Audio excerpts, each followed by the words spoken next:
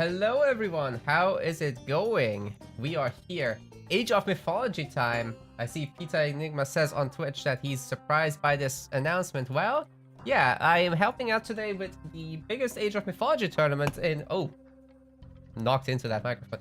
Helping out with the biggest Age of Mythology tournament in a long time. This is a $1,500 tournament hosted by Boyd and sponsored by Flacco, one of our community members that has been gracious enough to do all this. And yeah, here I am on my personal channel today. Let's take a look at the bracket. How about that? So we are starting just about in a few minutes. The prize pool split will be 50, 30, 15, 5. That's percentile. And we're going to start with a best of one Blue Lagoon in a moment. Tiger Boss and Renko will be on my stream. Then we've got round 2 on Tundra. Eric BR is waiting there. And we are very likely going to be looking at Shadowfacts later down the line, as well as Chemo is a huge player in my area of the bracket. Then after that, after this round 4, we'll be meeting Boyd on the main stream. So I'm not here all day, but I'm here for all of the tournament. Just not on my channel. Boyd is the host. He gets the perks. He's got Metrius covered there, Icaro, Gaboo. So there's some really good players. And as you can see, there's actually a lot of streamers today. So this should be sick. We got Hagrid as well. We got Ulysses, Shelty, some real big players across the tournament. So yeah, get hyped, everybody. We are about to strap in. And I think I'm going to send my notification to the players to get going.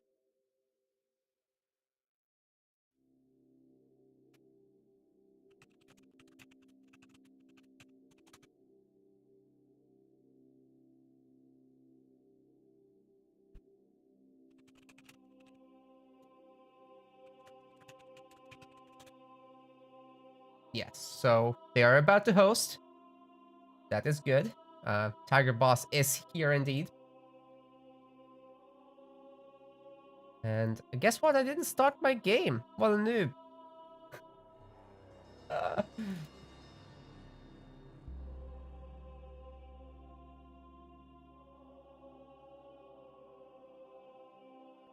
Also, everybody, we are actually live on Twitch. We are live on YouTube. We are live on Trovo. So the multi-platform thing is actually happening. And I actually found a way I can also do Facebook. So I didn't set that up for today, but I'm gonna be adding that to the pool soon. So hopefully next personal stream will have that too.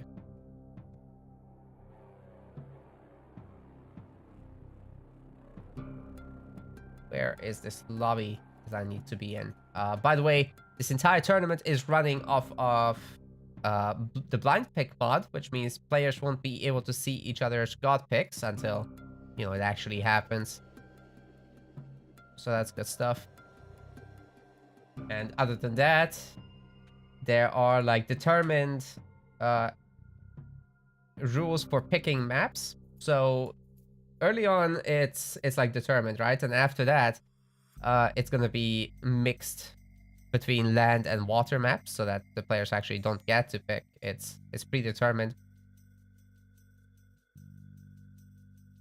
which is understandable because we've seen way too many water maps in the Age of Mythology tournaments lately.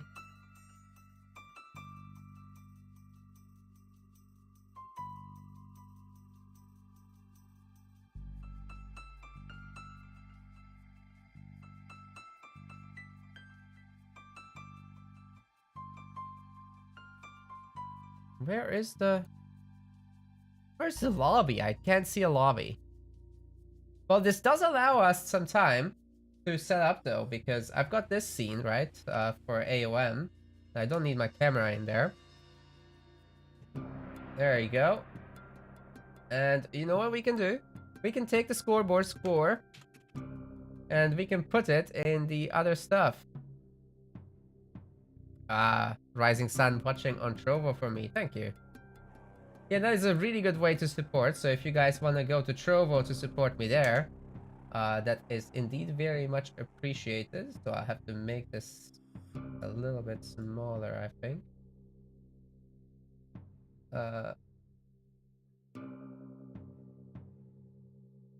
Screw it. Just put it over my name or something.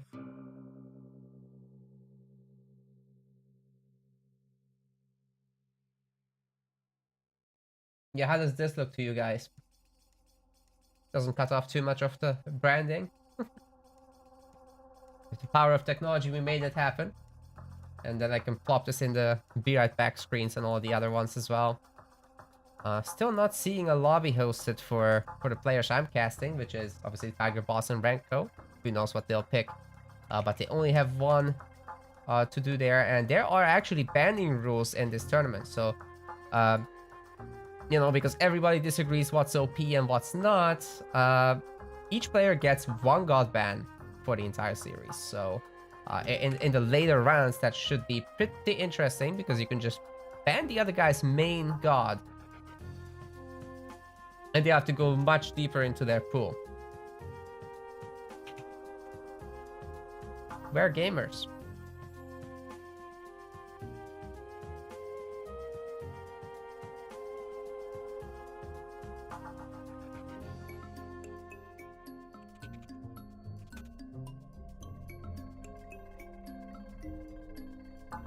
I literally cannot see Tiger Boss's lobby if he does have one.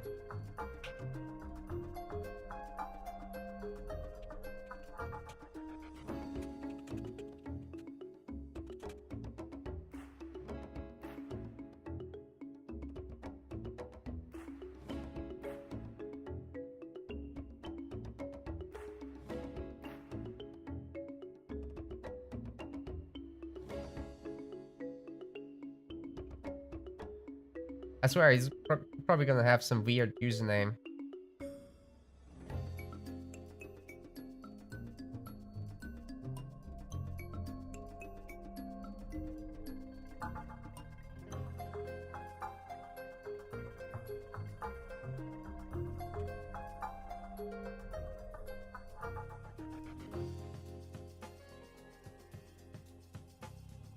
Masters of Mythology Tournament, affectionately referred to as Mom.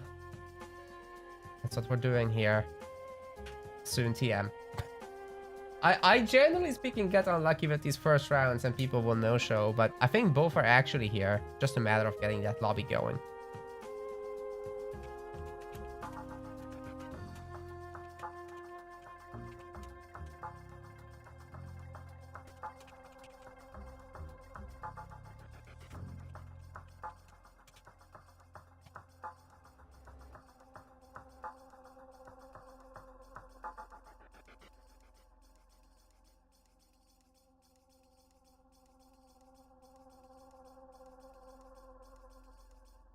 Come on.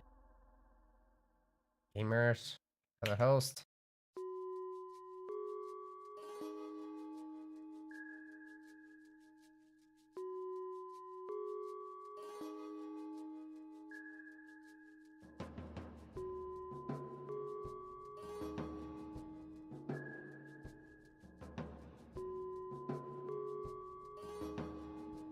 Okay, Tiger Boss should be hosting now.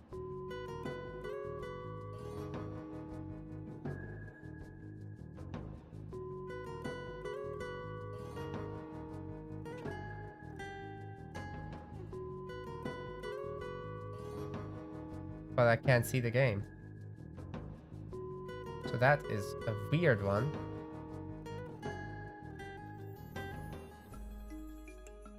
Yeah, a little bit worrying this.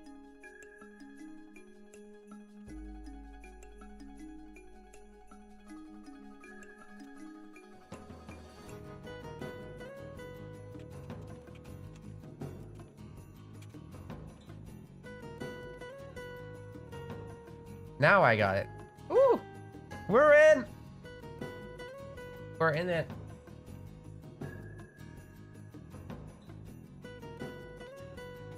As for the map, it's going to be... Let's see.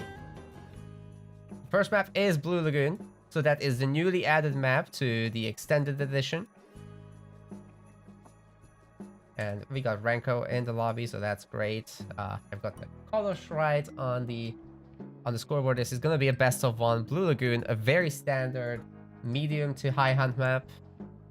Usually gets up to high hunt rather.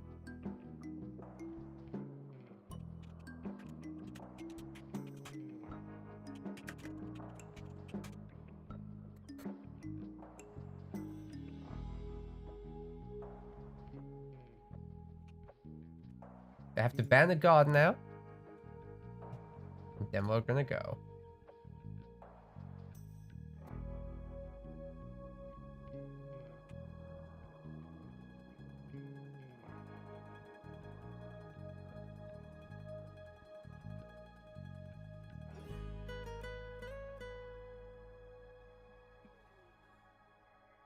Also, for the later series, people will not be able to repeat gods at all. So in a series, you only get one chance with one god. If you lose, you still do not get to play it again.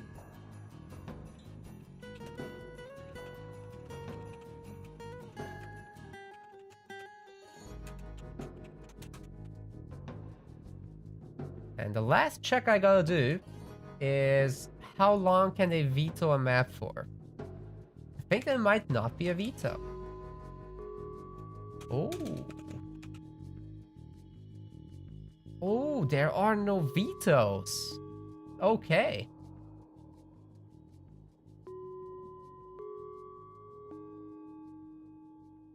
Let's do this, everyone. Let's do this. There are no vetoes. Did not expect that, to be completely honest with you.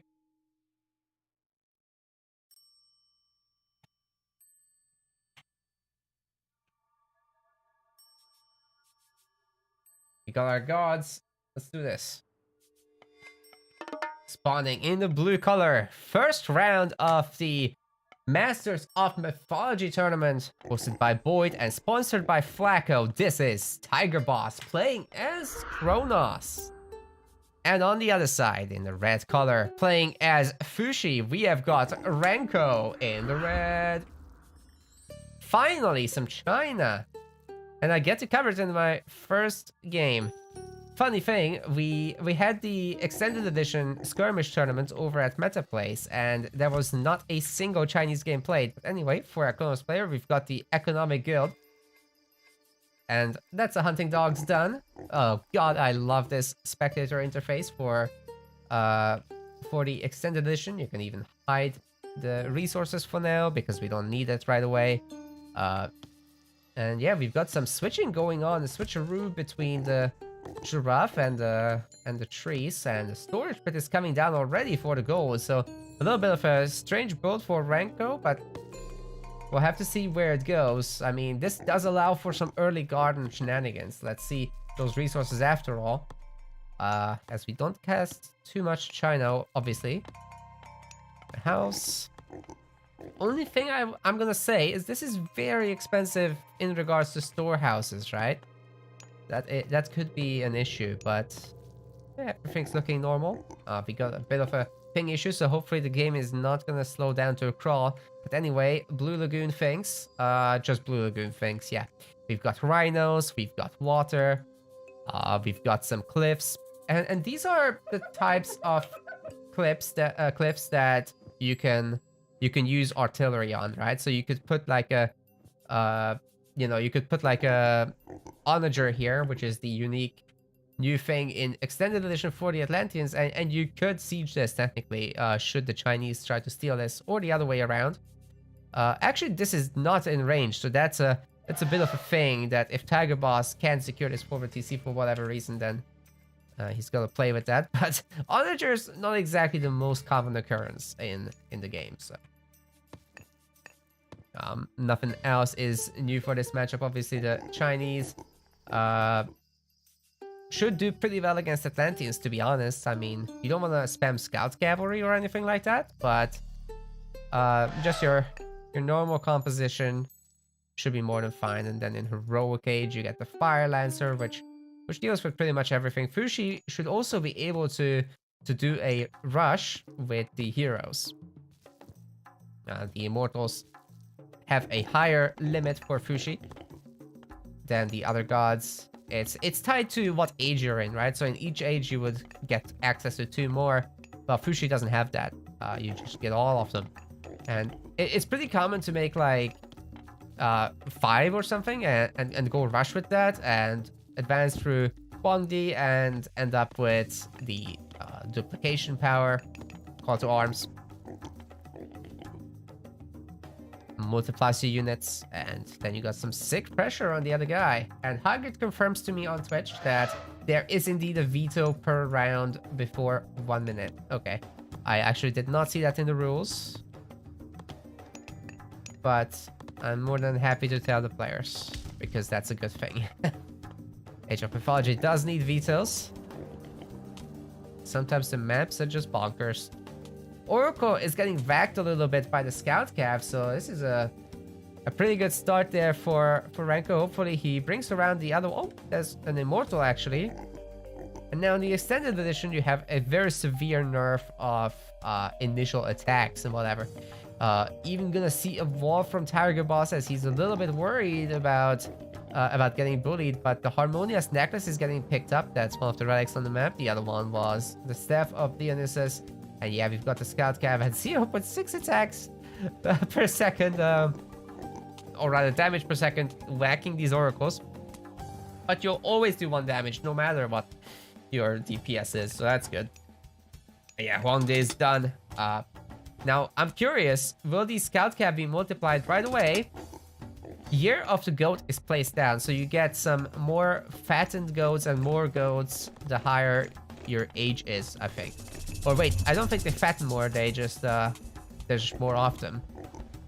Valor is still used despite the oracles being weak.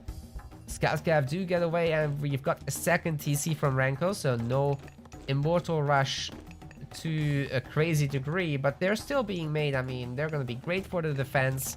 They've got a ranged attack that they can use against ranged units, so if there's any Terma, they can take them down. The Kronos Terma cannot dodge projectiles.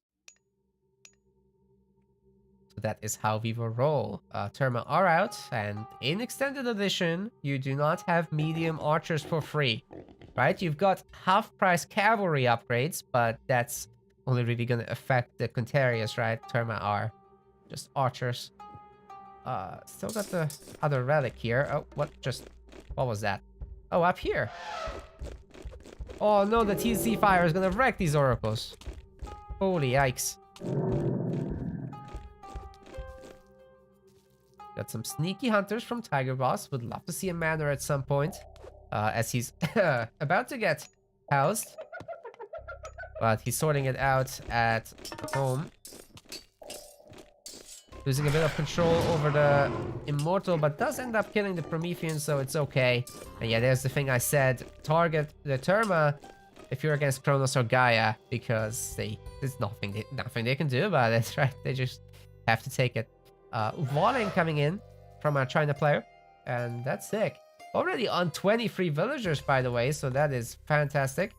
Chupanu are being made, but at the moment a little bit stalled there as they're pricey. You'll probably need a 4th villager on the gold if you really want to sustain this in a solid way, especially if you want to make heroes, but no more than 2 have been made. It's all good.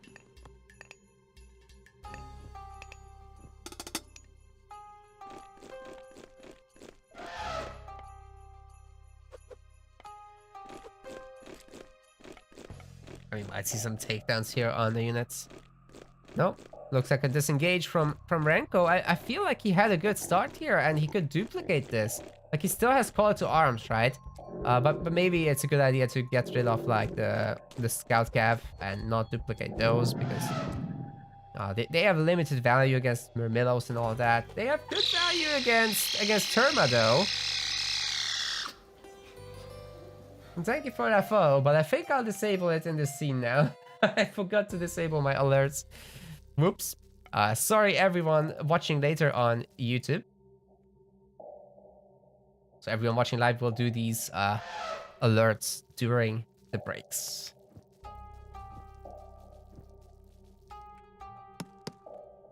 Okay, it should be taken down there easily enough. Nice villager pick off too, but that is the first villager kill off the game. Not exactly where Kronos would want to be, especially with 2 relics already captured. These villagers have the Staff of Dionysus. And also domestication has been actually researched, so that's gonna be really increasing the herdable gather rate. And are there no chickens? What? There are no chickens on this map. Just herdables. Well, that's unfortunate because, like, having... I guess it affects the berries. So that's nice. There are berries, right? Wait, there's no berries? You are joking me. No way there's no berries. Holy crap. There are some here. Has Renko already had his berries? I mean, it's possible. We completely missed that. Well, it's good stuff. Tiger Boss finally getting his second TC as well. And Elephant is next. That is some real nice source of food there with 750 available. Deconstructs the barracks, and this is the time for call to arms. There are gonna be 2 terracotta warriors in the middle of this, and when they die, if they die, they will be dealing some massive damage. Halberdiers should be on top of the termite as they get plus 50% damage there. All of the Chukanu have been taken down. Valor is in. But there is still a substantial Chinese army here. The death of the terracotta isn't actually doing that much damage there. Yeah, the next one will be taken down, and I think all those termite are pretty much toast as they are trying to run away from the heroes. Not exactly something that you can get done. Army is gone. And trying to rewall here is Renko. Let's see if he can get it done. No third TC on the way just yet. Actually, doesn't have many resources at all. And, well, the population is actually in a good spot, so I kind of like that. He can also pull the villagers into this fight to help out. Actually, he will have to if he wants to win. There's a Cairo Ballista now joining that will shred the Halberdiers. The villagers have so much DPS though in this, and they have bonus damage against the Cairo as well. Yeah, that's a really good pick off if you can get it. 200 resources for this thing pretty much. And there we go. Can China now prevent this town center from coming up? There are a little bit too many Chukanus for my taste. The villagers getting pulled into this are all gonna be slaughtered, especially if they just target the TC rather than taking down the actual units. Chukanu trying to do their best. They have a medium upgrade. More villagers are being pulled in. Is this the big commit that Renko really wants to do? It's gonna be real rough. Shanking that settlement like a Chad, but although the Atlantic units are dropping rapidly, I'm not sure it's quick enough to get done what he needs. There's murmillos all over these villagers. So many are being lost. The total kill count on villagers is currently at 13. Oh my god. 14! And the number is climbing up. This is insane. It was a daring play, but definitely not worth it. And the Atlantean player gets the town center, finishes off some additional villagers, and there's a substantial army here now. Population count is currently looking to be almost 100 versus just 65. That is so painful. What else is being done by our Chinese player? Like, if there was a substantial amount of heroes out, if it was all the heroes out, I could still see the value being generated. But every time you do that, it's sacrificing villager production time. That is not something that can be afforded when you have only 40 villagers. Like, where did all this go? Tiger Boss almost maxed out on citizens currently. Like, he's got 1 hero citizen, okay, so he can get up to 26. Out of valors. So there will be no additional ones unless it's like late game and he really wants to do that. Probably the next step for him is to go to the next stage, but we've got 8 immortals out. That is the maximum. Renko still desperately needs that 3rd TC in order to catch up as well. So the elephant he can't gather from either. So this is so tough for him. This TC is actually not producing, but that's because there's only 1 citizen left to be made. So once this completes and this completes, I think that's it. Yeah, so he's done it correctly.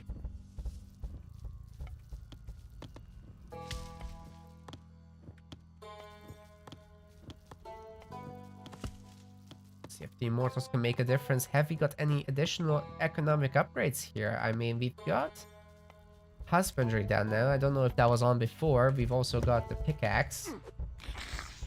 So army upgrades, we just have medium and medium. Tiger Boss is starting to stockpile resources as he's making his last few units in order to max out, and after that, basically we're looking at him going into the heroic age and quite potentially stomping. So I think you definitely want Hyperion here for heroic if you're Kronos, because they will just get rid of so many of the army units. Totally swing the fight like that. And you get the Satyrs, which are decent, but maybe not so good against Immortals. So you'll have to take down the Immortals with the Arcus before you really start relying on your Myth units. But it's not like Behemoths would help you more, or Traitor as a god power. It's just not very useful, Traitor, until you're facing the Mythic Age. But you also don't want to let Fushi go Mythic, because you'll be dealing with Great Flood most likely. And that could kill your entire army, several citizens, maybe even a TC. That is why Tiger Boss is fortifying here with military barracks. Terma are losing their value though, so if we can see some medium halberdier on these and the Immortals redirected to the Cairo Ballista, that would be huge for a Chinese player. It looks like the population efficiency of these units is starting to kick in. Oh, that is insanely good as a fight, but Hyperion is in and Chaos is instantly used on the army. And although Chinese won the fight, I don't think they're winning the war whatsoever. More Murmillos are coming in, and we're gonna be looking at a jump to Mythic quite likely. Implode wouldn't be the worst idea. Terma production has stopped, so that is good. I would like to see some Arcus though, because if you just medium Murmillo spam into Halberdier Chokonu, you're gonna have a bad time. Third TC is getting grabbed by Renko. There is hope for this man. Indeed. Gold mines are secure and vault. Great stuff. We already got a market for our Kronos player. Could be selling some wood if he really wanted to.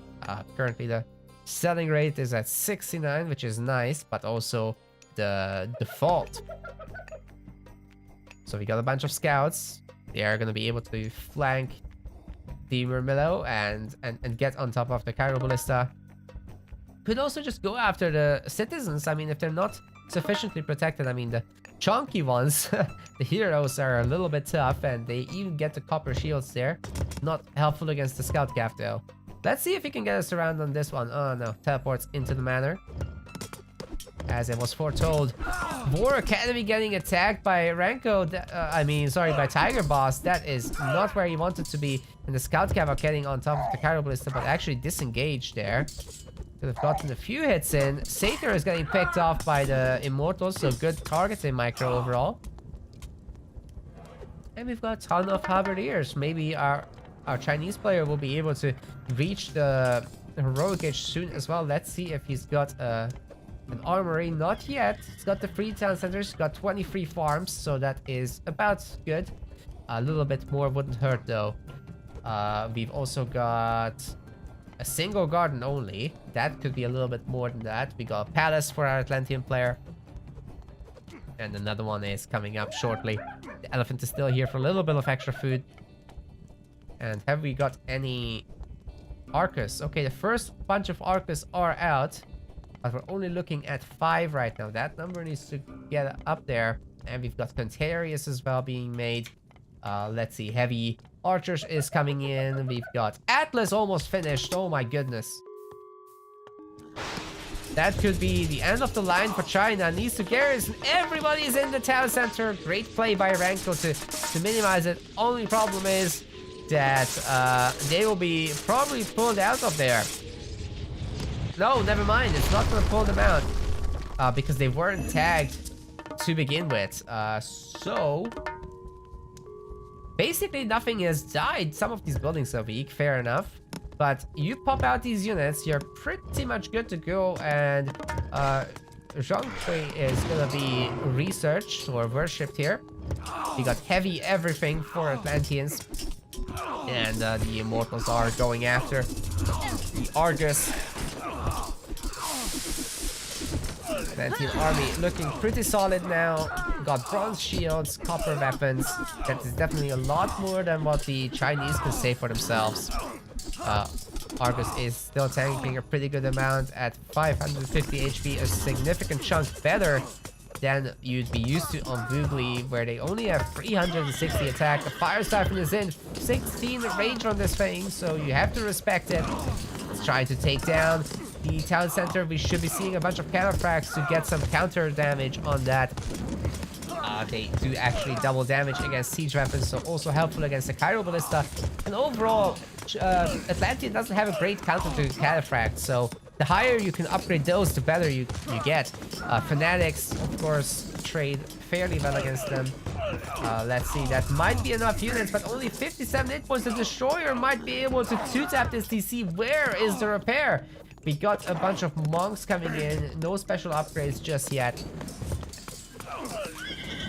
We're getting... Is that heavy war enemy? Yep, that is heavy. And also beginning. Cataphracts are doing massive damage against the siege units. My god, Tiger Boss just tapped that TC with something, I beg you. 4 hit points on the TC. Here comes the repair. Is it gonna be enough? Oh my goodness. This is unbelievable. He's gonna repair it. And if he gets Masons on top of this, it's gonna be even crazier. Because he will be able to hold this after all, it looks like.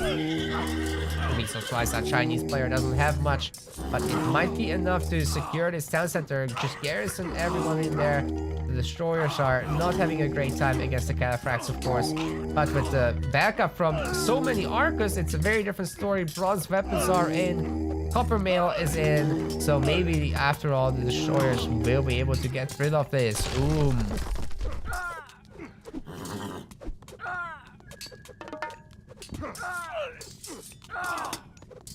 And GG will be called. Renko has really nothing else left.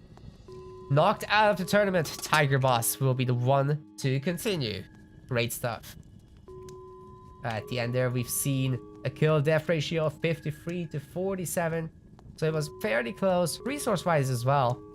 It's just being behind on the TC. Like, Renko hasn't gathered as many resources, right? And we've got 45 TC for Tiger Boss at the end. Just overall really well played.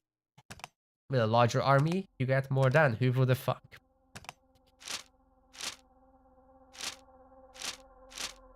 Yeah, look at that. How much earlier that third TC was. Damn. And total all resources as well. Huge difference. That is where the bigger army came from. So, to everyone on YouTube later watching the VOD, thank you very much for watching. Make sure to hit the like and subscribe button. And see you in the next one. So for those watching live, you are great. That's right. That's all I have to say. The next match is going to be...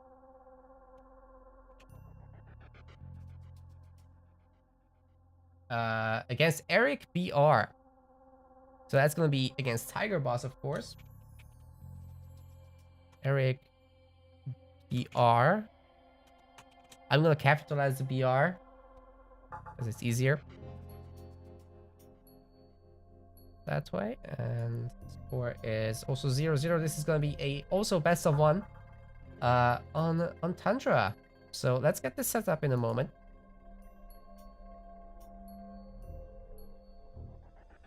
Yeah, 4 HP. Unbelievable.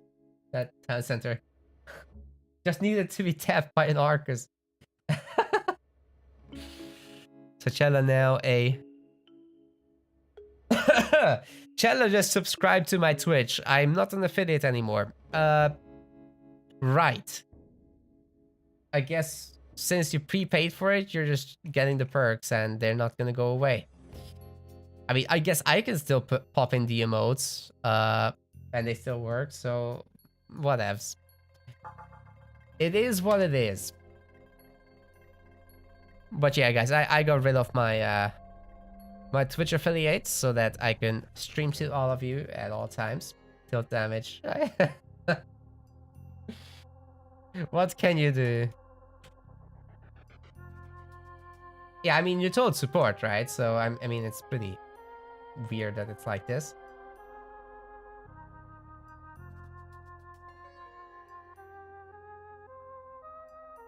Alright, get this up.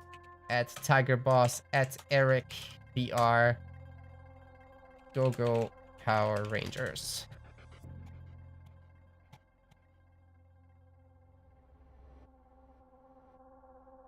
Be in round 2, boys. Well, Chandler, at least you're experienced with that, right? Here, let's hit the follows. There were a few. So that was Zeosaurus or Zysaurus, I'm not sure. That got cut off there. What the hell? What? He's not playing properly. The hell? We've had the channel sub, which I don't believe I actually have set up as an alert anymore because I didn't expect them. But thank you anyway. I won't get the money.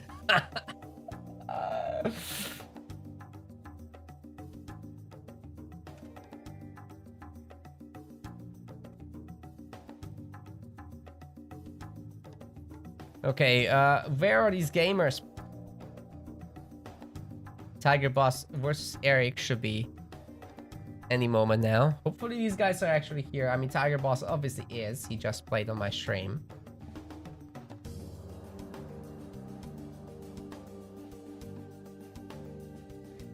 Ah, okay, there they are.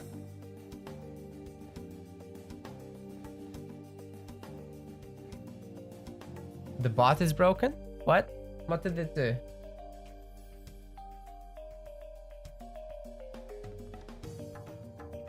Oh yeah, if I re-trigger the alerts, apparently that pops in some stuff.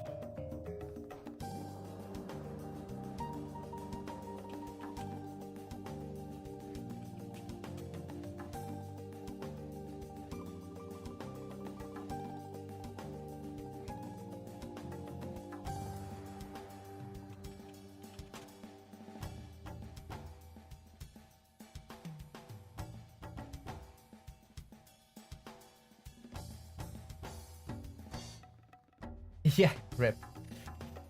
But yeah, it's a pretty sweet prize pool, $1,500. So, yeah.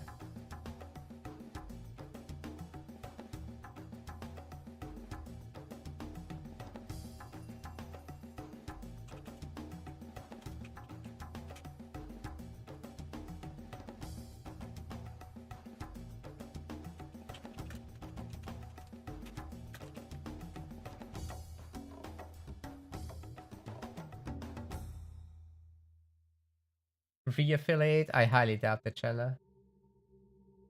Okay, the price split. Quickly, let's go through this. Where is my technology? Therefore, 1,500 times 0.3. That is 450 for the second place. Then there's a 15%.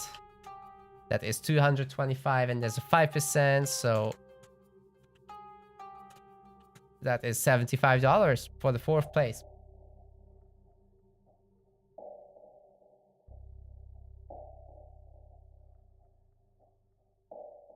Uranus and Zeus have been banned, so yeah.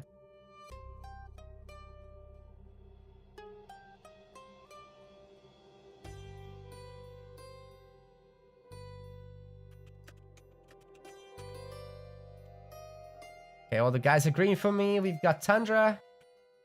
And Eric is actually going to take a bit of a bathroom break there. Who won the first game? Tiger Boss has won.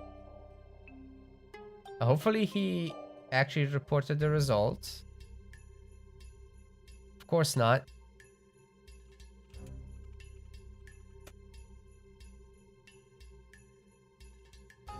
I'll do it for him. It's okay. Oh no, it was seen. It was seen by the mods. Actually, Danny is managing today. Full Fuksaki. So I'm sure she's in here somewhere.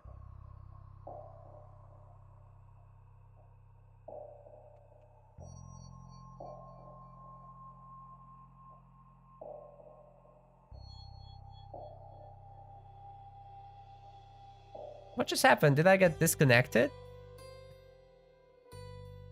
Still here, chat.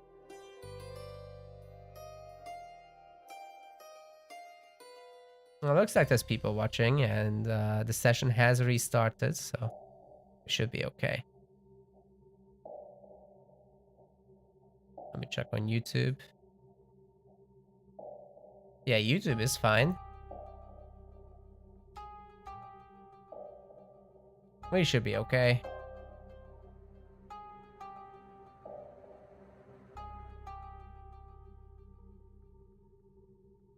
Okay, game is ready to go. Guys are loading in. Vinyl Raban, great question. I guess on the extended edition, it's not as bad. Like, Egyptian is a lot weaker in the extended edition. Got our gods. And we're ready to go. Second round of the tournament, guys. Masters of Mythology, $1,500 in the prize pool, hosted by Boyd and funded by Flacco. Spawning in the blue color, we have got Tiger Boss. He's playing Kronos. He's getting hunting dogs. And on the other side, we've got Eric BR. He's playing as Hades in the red color. Oh, that is a juicy pack of hunt. Awesome. And really good choice to go forward there, because it will mean that this is secure raider, so that is great. Yeah, Kronos will be rushing the hell out of this, but by the time he does, this will be gone. And Greek will be happily hunting back here safely. Why would you save that? Oh, the gold mine is so forward. I see. Look at this. It's covered by the towers. You could wall this off, actually. You know, there's a forest in front. Yeah, I'm gonna say this is...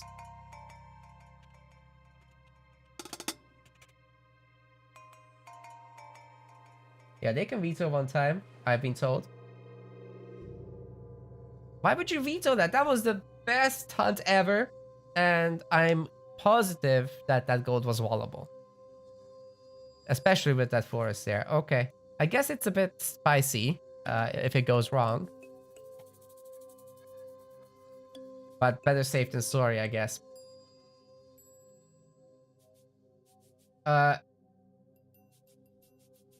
Age of Empires 3... I mean, I personally don't have... I have nothing to do with Age of Empires 3, right? So to answer the question on YouTube, will there be tournaments for Age of Empires 3? I've got nothing to do with that, so... I'm chilling here in AOM.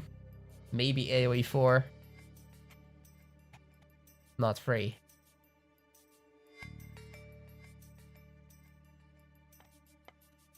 So we have had a veto.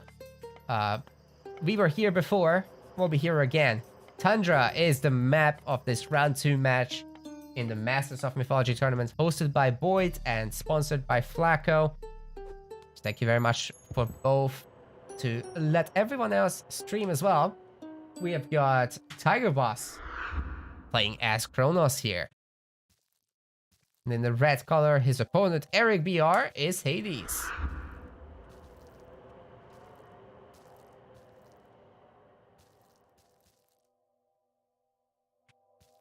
Gathering from the safe patch of hunt because he has 2, I guess. Didn't go forward anywhere, and unlike in the vetoed game, he doesn't seem to have like a double hunt. He had like 2 packs of hunt on top of each other. He had a less secure gold mine than now. But this is super secure, so he's gotta be happy with how that veto has gone. Obviously, Hades' objective is pretty much to boom and then to build up a powerful Greek mid to late game army. We've got a forward pack of hunt as well, and some of the villagers will be transitioned to it. The more the better, because you want to get as much out of the middle of the map as possible, as Atlantean will be the one with map control. There's not much you can do about it, especially as Hades. Oh man. That is unlucky. That elk is real far away and now will be rotting. We've got a Harter's Folly, one of the worst relics in the game. And the Bow of Artem is one of the best relics for Hades. And to be honest, also for Kronos, it's pretty good. No goat scouting this time around. Now the next question is, are we gonna have a quick advance of 5 villagers here for our Kronos player? Doesn't look to be the case, as still has to get the temple and has gotten hunting dogs, so definitely not. That would have been something. Talked about the relics. What else is there to talk about? There's a lot of wolves on Tundra. Gotta watch out. It's always snowing here.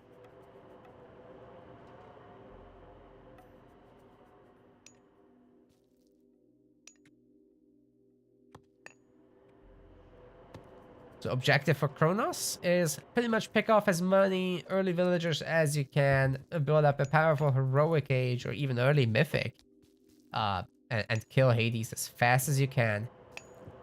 If you can't manage that, you're gonna be in trouble, because the mythic age is completely insane, right? Like, you've got Gastrophides to deal with, you've got the Telepolis, Colossus. We might be going through Earthquake though.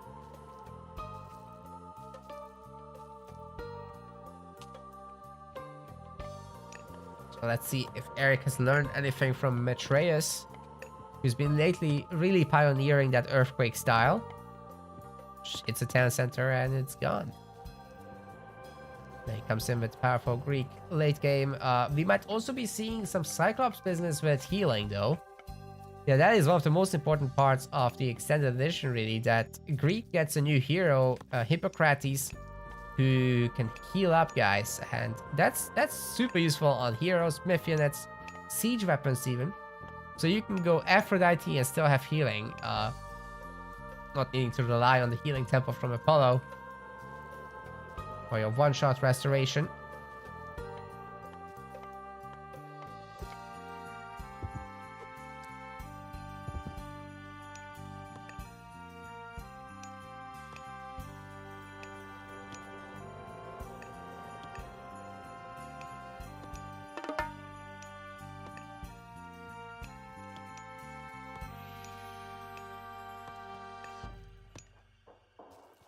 Not much else happening right now. I mean, both players will be aging up, of course. And in a moment, we'll see what our Atlantean player does. Is it going to be double counter barracks? Is it going to be one counter barracks, one military barracks? It's going to be something like that. Early oracles are getting called in. Ajax has been bullying the citizen, but yeah, the oracles will push him away. And once Athena is researched, he'll double his attack here to 9.9. Probably get out a healer, probably pick up the relic on the way home. Actually, neither player found the second relic just yet, so I mean, it's still something, right? A good old Pegasus line of sight. Chiron is on the way, and we've got Murmillo and Terma against Hippicons and Hoplites coming in. Double military academy. Of course, with Athena, you get restoration, you get Minotaurs. There's actually a villager on favor, so I'm really curious what will happen with that. The military academy has been deconstructed, but those villagers should be able to defend themselves just fine, especially with Chiron coming in to help. Oh yeah, they're toast. Actually, this one gets away at 6 speed. Kronos does speed up the myth units, so Prometheans are gonna be real speedy boys. The flood is real too. And the villagers do have to evacuate from here. fucking 6 speed. So good. When Chandler was asking on YouTube, why is this the worst relic? Well, it's just 2 line of sight for scouts. Your scout is going to die soon. But at some point it gets picked off. And it's a very small increase. Like, he already has 14 line of sight. 2 more isn't gonna change much. And Pegasus, well, they don't get made much, so. Some games, not at all. It's more useful for Norse, because you have Wolfsarks, right? And in that case, it's fine.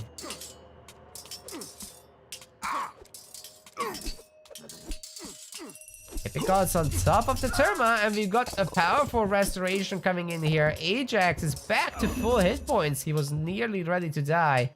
And yeah, our Atlantean player has to disengage, but that is not a very big Greek army, so I'm not sure I love the restoration. The Hippocrates would have been sufficient, and his god power could have been used for a maximum population fight. Currently, there's 6 villagers on gold for Eric. I'm not sure that's enough. I would love to see like 1 or 2 more villagers on gold to be able to fully sustain this production, because as you guys can see, the Hippicons are stuck, right? The hoplites are gonna go first because they take fewer resources, and the Hippicons will remain stuck here. Even the hoplites can't go, actually. So currently there's only 1 hoplite being produced at a time, and even the villagers are getting a little bit stuck, so the Greek resource situation hasn't been the best. But we got husbandry coming in for the Atlanteans, so that's gonna be nice. So far, no upgrades for anyone, of course. Not even medium archers for Atlanteans. Population count, 85 to 75.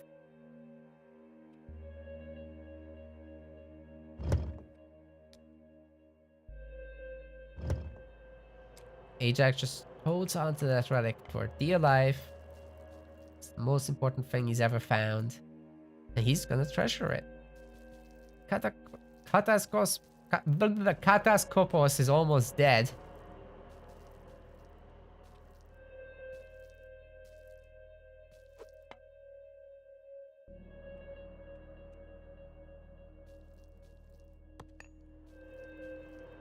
Might find that citizen. Can't go through the forest? No way, dude. That's open. That's wide open right there. Like I said, I didn't want to get stuck against all of these Murmillo. Really a shame about restoration, man. Those hoplites would have been so potent there. Oh well. What's next for our Greek player? A second TC would be real sick. But maybe Gold Starve is on the table, as all the gold mines are real far away. So I think that's the objective for the Greek player, really. Like, how is Atlantic going to easily secure this? Especially if there's going to be a bad fight like that, there are a sufficient number of Caribous that to swing against the hoplites. But if they get dived on like that by the Hippicons, they're not going to last long. And the hoplites will be comfortably winning the frontal fights with the Minotaur and the Greek heroes soaking the damage. And look at how much of the population the 5 Hippicons have pulled away. Next up, they can get on top of the Terma. And good pullback micro also on Ajax, but it looks like the Atlantean population is just a little bit too high.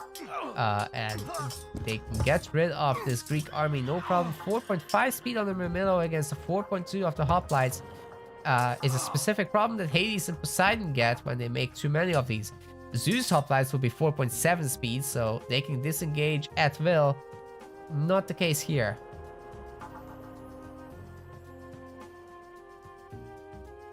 But then, of course, you would get Oranos as well in the picture. Easily banned in this situation. The tournament does allow for 1 ban per series, and you can't play that again. So getting rid of Oranos was smart there, I think. But oh, the villager might actually die to the wolf. Oh, they're not shooting the wolf. This is dead. Ay, ay, ay. A second wolf coming in against just 4 villagers. Oh, almost died. Hoplites trying to chase this raiding party.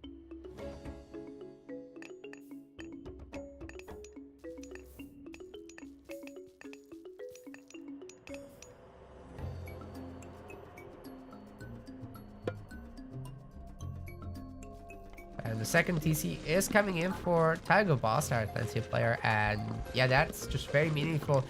Eric is real far away from that himself. Like, Kronos needs this now to get the population going and to be able to further grow. Only on 16 citizens, so that is not the best, but it's not bad either. Of course, off of one TC, that's as good as it gets. But wants to get bigger. Greek should be having the same objective though. So that the army should head this way. Might run into the Greek army there. Okay, moves away. Hell of a lag spike.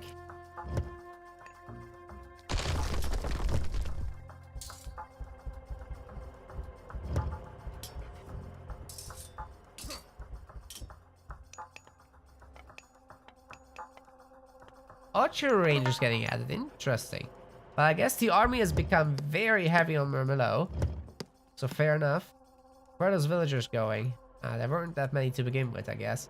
A Tiger Boss is done with his TC, and now our Greek player needs to do the same. In fact, how on earth will the Greek player secure the gold mine? Because this is running out. He needs to go now. Oh my god, he's only gonna secure the mine after this expires? And the Atlantean army is all over him with a 15 population advantage and significant production advantage. Is there a production advantage, by the way? There's a second military barracks, I guess. So that's not the best. We got medium hoplites. Oh man, Greek really needs that gold mine secured. Where are the walls and all that stuff? Okay, relic has been deposited, so absolutely no benefit gained because the scout is dead.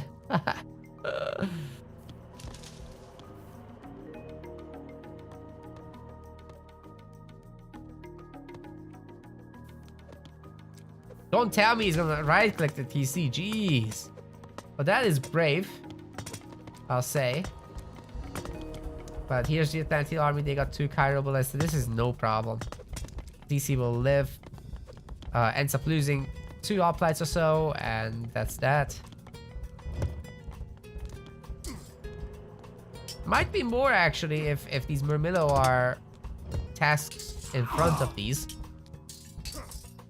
Second TC for our Hades player is coming in. This will finish in time for that army to run into, and then he can also use.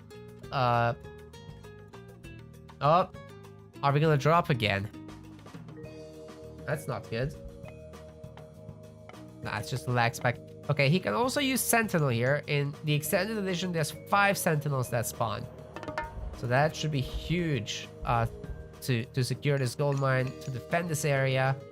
Some additional walls will be still sick. But if the Greek player can match on 130 population, then we're talking. Of course, we'll have chaos coming in. The shades are starting to play a role. That good stuff. Hoplites looking to raid rather than Hippicons. Hippicons here have been idle.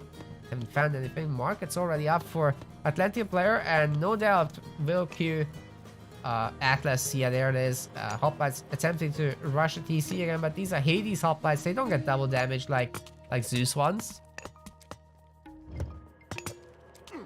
So that's a tough cookie right there. At the moment, oh, this is actually the TC that's researching Mythic Age, but yeah, there's no way. The Murmillo will just slaughter these guys. The hoplites might get the citizen kill though. If they... Oh, the club!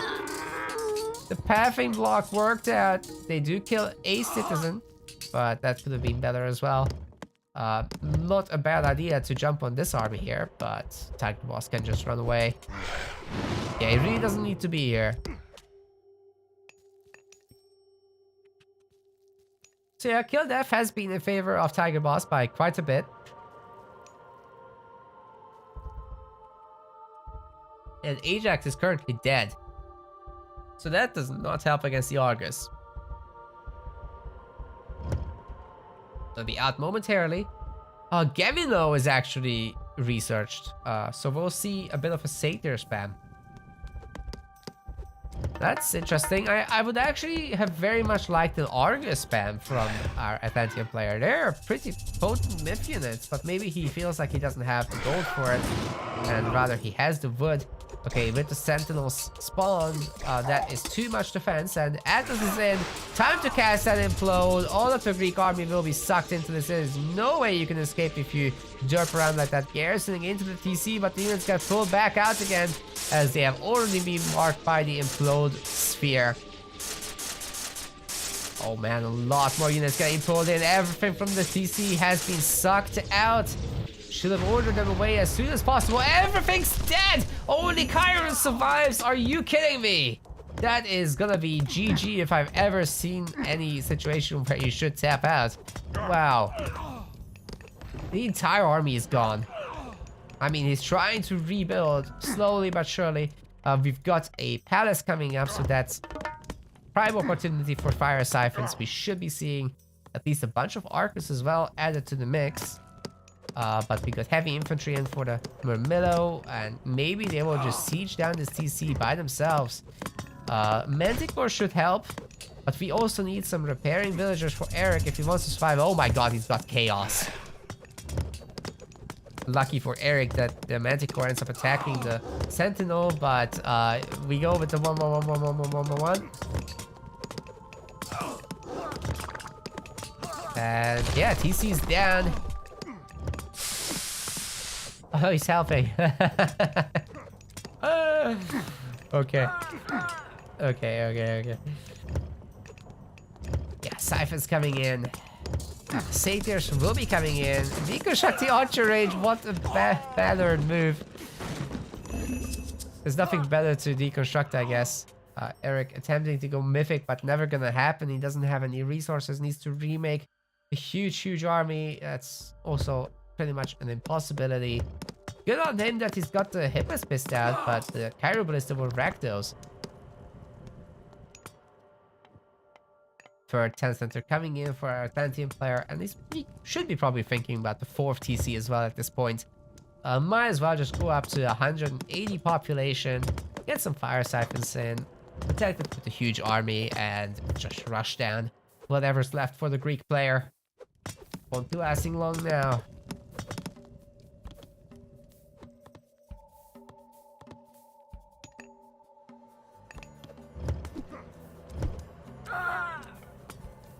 Eric's still holding on for whatever good that will do. I mean, maybe this... Oh my god, he's... Warning! He has begun researching secrets of the Titans. Underworld is still available though. So I mean, if you have line of sight on that thing, you can still get rid of it. Oh, there's the... Yeah, really good mini-map awareness by Tiger Boss, and he's getting rid of these villagers. Murmillos are a lot faster, so it won't be a problem. The Cav is toast. We've got our first fire siphon on the map. 45 TC when? Yes, Titan Gate more important.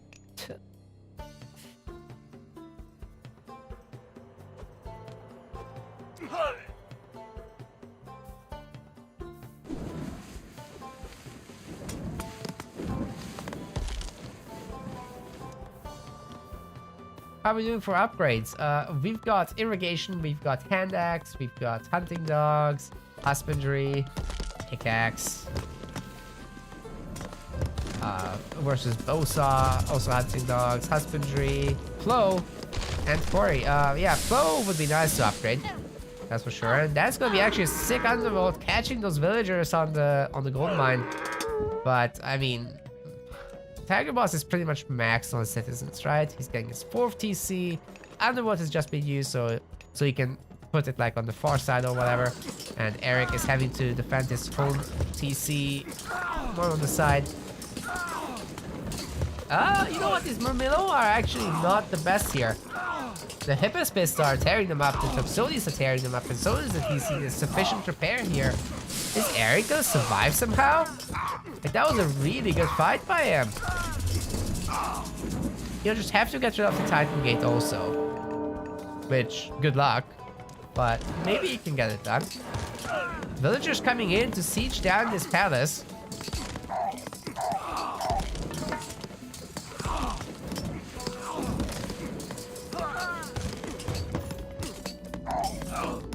No boiling oil on the palace, so it can't attack back. You can shoot the repairing villagers, I guess. Ends up shooting the TC, but yeah, the palace is toast. Gold mine is gonna get bullied here. Titan Gate already at 15%. And with the Atlantean army remade defensively, yeah, there's gonna be a Titan to deal with, and Eric is just not far enough ahead in any regard. Like, he killed the whole army, right? He's got a bit of a population lead suddenly. But then what? Still in the heroic age. Still needs to gather like 1 trillion resources. Food situation especially is abysmal. Yeah, not the best farm placements. Tons of idols. 4 idols right now. But at least he's got the kill to death a little bit. Not by much. That is dangerously close. Oh, there's also no fortress for our Greek player. Yeah, this should be easy enough to defend. With all these Arcus, yeah, the infantry has no chance. Oh my god, the Satyr attacks. Tearing into that hit point pool.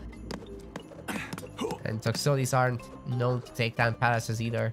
Gets a citizen kill, so that's something, but... yeah. That Titan Gate is finishing. No one's stopping Tiger Boss now. Artemis is coming in, but it's gonna be way too late. It's a full minute, and you would need to slow down this thing before you do that. Maybe if he goes through the underworld right now and beelines for this, but even so, I just only see Tiger Boss stopping that army from reaching the Titan Gate. And once it's out, Eric is just actually dead. Yeah, guys, Kronos on Extended Edition is a lot better than on Weebly. Like, a lot. Fire Siphons are insanely good here. You got better... what else? Argus is significantly better. You can actually make Argus and not be a meme. As you've seen in the last Metaplays EE tournament, you can even make Man of War on the water maps. that matters. You get upgrades from the armory for your Cairo Ballista. So all these things add up, and you have actually a more or less relevant late game.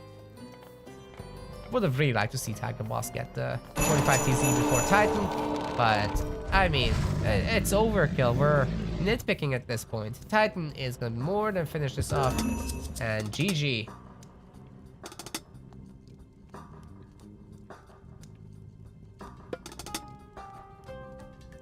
No cry, but this patch sucks. Well, Hades does need a second TC early on so badly. Why you pick Hades? You also super badly need Hippocrates so that you can heal up your units. It's really the only path out.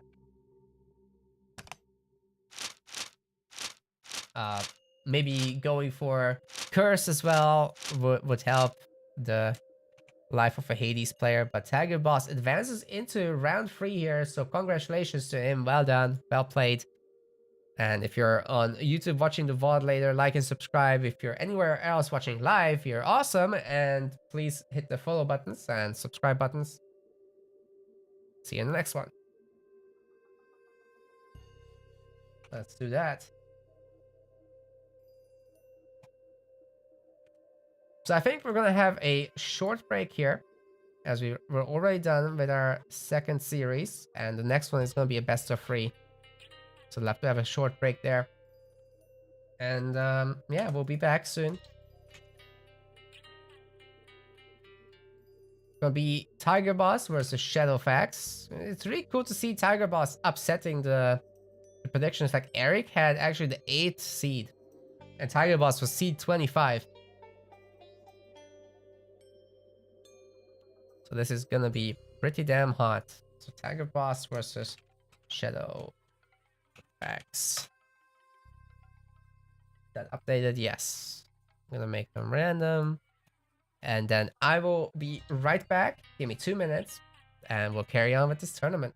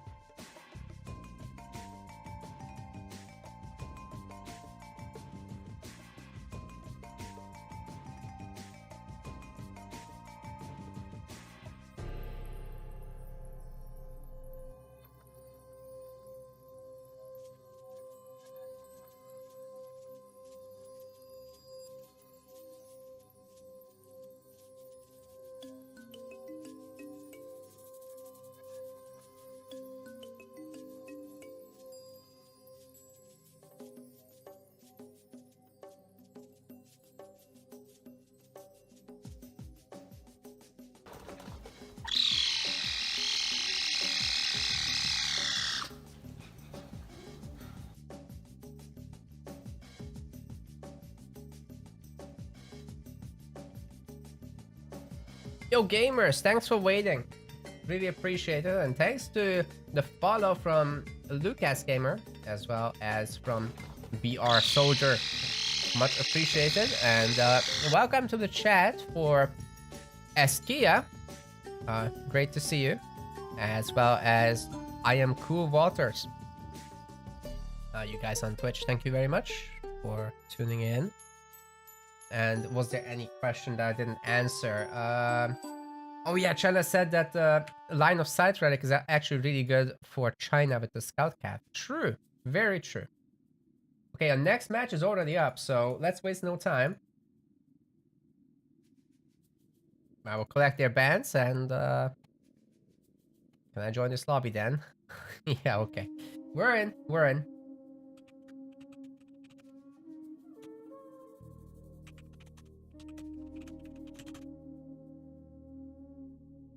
Almost ready to go.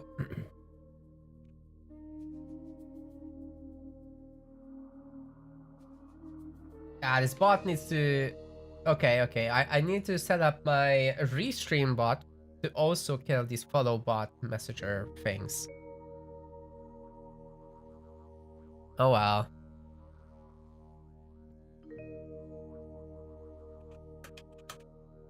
Shadowfacts will ban first. And this is our first best of 3 of the tournament, so it's gonna be great. We've got Oasis, Marsh, and Ghost Lake for the maps. Oranos has been banned, much to Tiger Boss's dismay.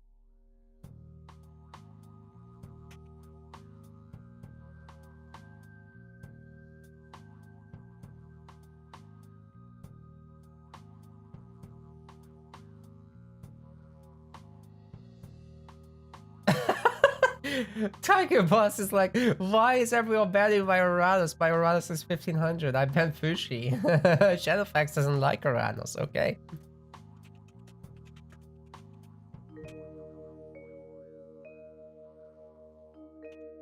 First map is gonna be Oasis. So Kronos is a fantastic pick there. As for Shadowfacts, he's a Norse player. So I think he might be actually struggling in this game 1. I haven't seen him play too many of the other gods just yet, but I'm sure he's competent with everything else. Like, he's known to be super good in vanilla, right? So, hiccup. He's known to be super good in vanilla, and that means that he should be pretty good with all the original civs. I don't know how good he is with like China and stuff like that, but Fushi has been banned, so yeah. Tiger Boss, don't want to deal with that. But Shadowfacts is 2400 rating in EE. So that is pretty high there.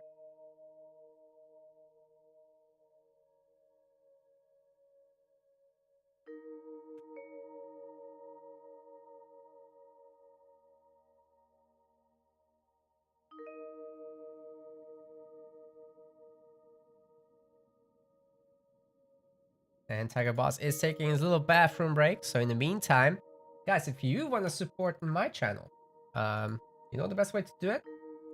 It's follow, subscribe, all that stuff. I'm actually multi-streaming. So I'm not only on Twitch, I'm also on YouTube. I'm also on Trovo. And Trovo has this thing where you basically get some rewards for watch time. So do check it out. I've got it everything's in the description sections and button areas, whatever it is, on the given platform. So if you just open up Trovo, even if you just lurk there, it's equally good, and you can still keep up with the Twitch chat as the delay is the same. Same with YouTube. And if you want to do some extra, I'm sure many of you know about my MetaPlays project, which is an RTS esports tournament hosting website, and with all the affiliated channels. We live stream, we do the VODs, and the series is about to start. So if you want to do that, there's a website method to support there as well, a subscription system basically where you get perks, and for the money we increase the prize pools for Age of Mythology and Halo Wars 2, so check that out later. But we've got our game on, and let me set this up real quick. Anyway, all that stuff is also in the description sections under something like support my tournament. Right, let's do this. Round 3 of the Masters of Mythology tournament is actually the first best of 3 that we're gonna have here. This tournament is hosted by Boyd and sponsored by Flacco, so thank you very much to both, and thank you for letting everybody stream in the community. Very helpful indeed. Got Tiger Boss here. Already covered 2 of his games. This is the 3rd. Will he be able to succeed again? He's playing Kronos on Oasis. It's a really good pick. On the other side, we got Shadowfacts. Expert tier player. Playing Hades. So if anyone could do that, it's him. Actually for Greek, and especially on this type of Oasis, it's totally doable. I mean, this is back TC Oasis. We're in for a long one, no doubt. This is gonna go into the late Mythic unless something goes horribly wrong. He's got a secure gold mine, so I think the next mission for Shadowfacts is secure this TC, wall it the hell off, get Sentinels on it. Trojan Gate Hinge, more wall hit points for Hades, who already has... That's a total of 30% extra hit points, even though this one only gives 20. Because Hades already has 10 by default. Myth cost reduced, that is more of a Kronos thing. Because Kronos already has like a cost reduction for Myth units, by the way. So you can stack that too.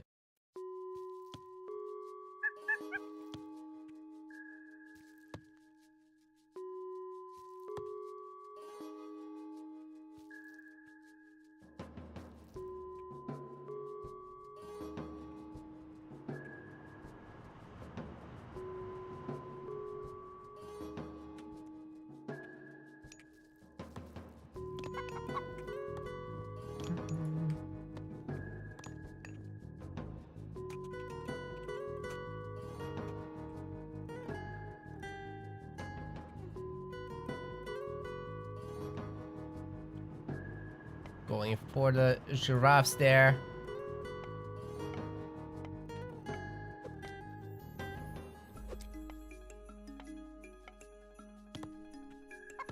Yeah, it's definitely good to hunt out there, but the thing is, there's not much at home.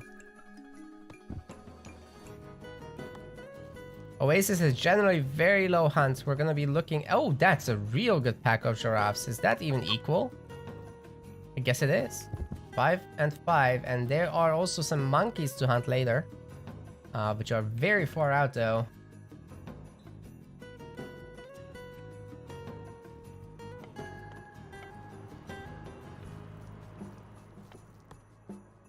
Tempos coming up for both players, and they'll be advancing roughly at the same time, so I would like to see an Ajax out from Shadowfacts though, because if he gets rushed down with oracles, that could be rough.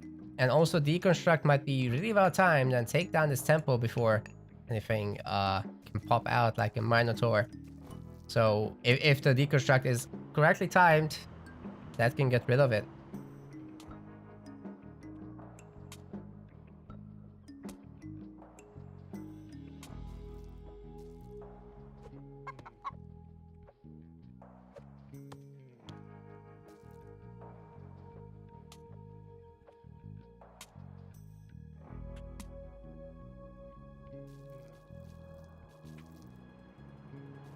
Very slow starting game here, but gonna be a usual Prometheus and Athena. Relics are very much favored for Shadowfacts positionally, so I'd love for him to pick them up. 9 goats have been found by Tiger Boss. This is usually an important discussion point, but also 9 by Shadowfacts. So not this time. We're gonna have pickaxe actually very early on. Yeah, I don't know. With that only being 10% gather rate, you're gonna need a substantial amount of villagers to really... Like, that is less than a single villager added to gold right now for a very high cost. 170 resources there. Our villager's gonna be rushed. And the oracles have been pulled away as one of them almost died. Ajax has been out and bullying them after all. And Shadowfacts is not actually gearing up for a TC. He's gonna be military academy and stable first. Obviously, no ceasefire, but you do have Sentinels. So I don't know. It's worth thinking about, I think, for Hades players.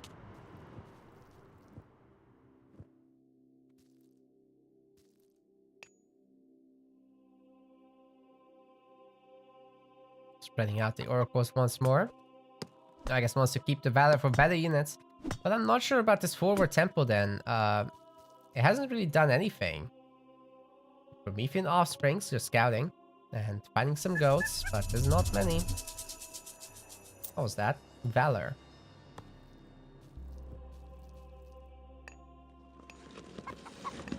Yeah, temple being brought home. But meanwhile, significantly more damage will be done to it while it's shifting, so definitely a good time to get some hits in. No relic pickups from our Greek player at all. But he finds out where the settlements are. And this is what's currently being scattered by each. Why can we see this Minotaur? Oh, because the Oracle. Right. The Minos can actually knock back the Oracles in Extended Edition.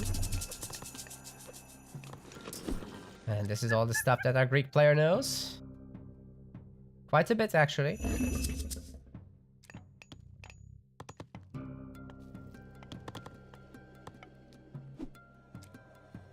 The army is starting to look pretty good for Greek. I mean, 65 to 51 population, that is totally acceptable.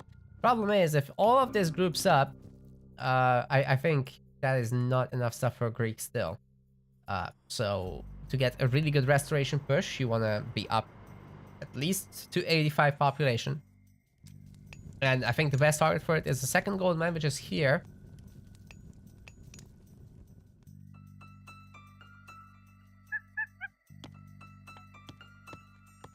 We'll have to see.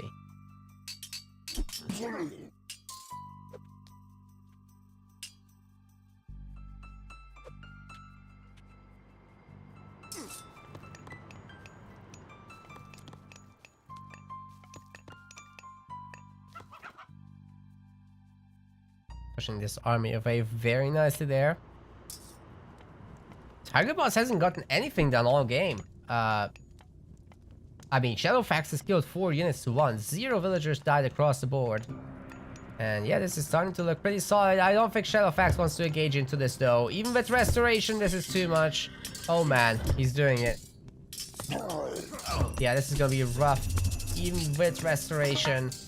All of the army will be fully healed up, fair enough. But yeah, there were a lot more units coming in. I don't know why he had to rush that engagement. It really ultimately didn't get anything done. Look at the Atlantean army's hit points.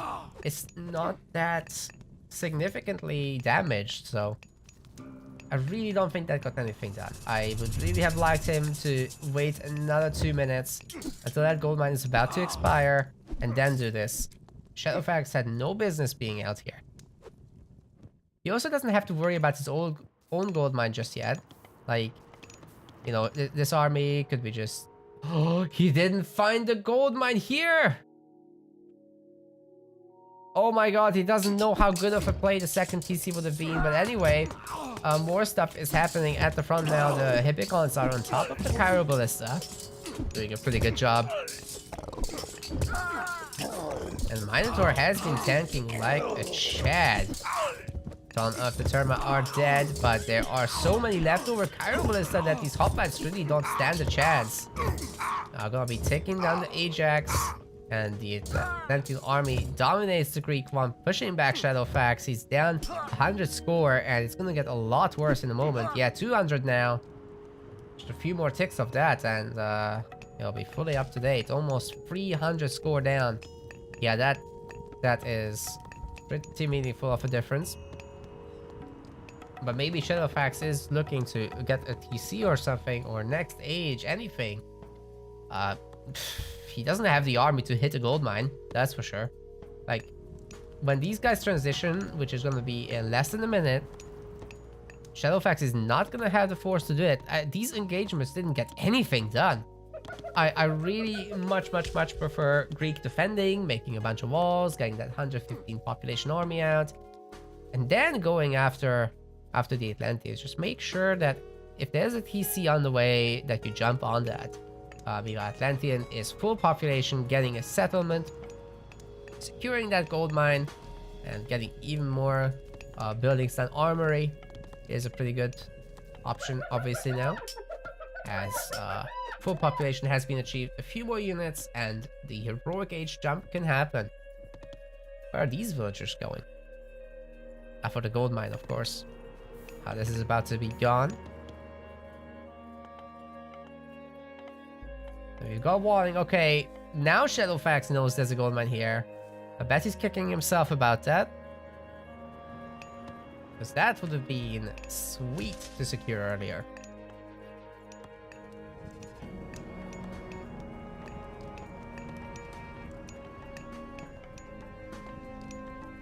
Five Prometheans are out as well.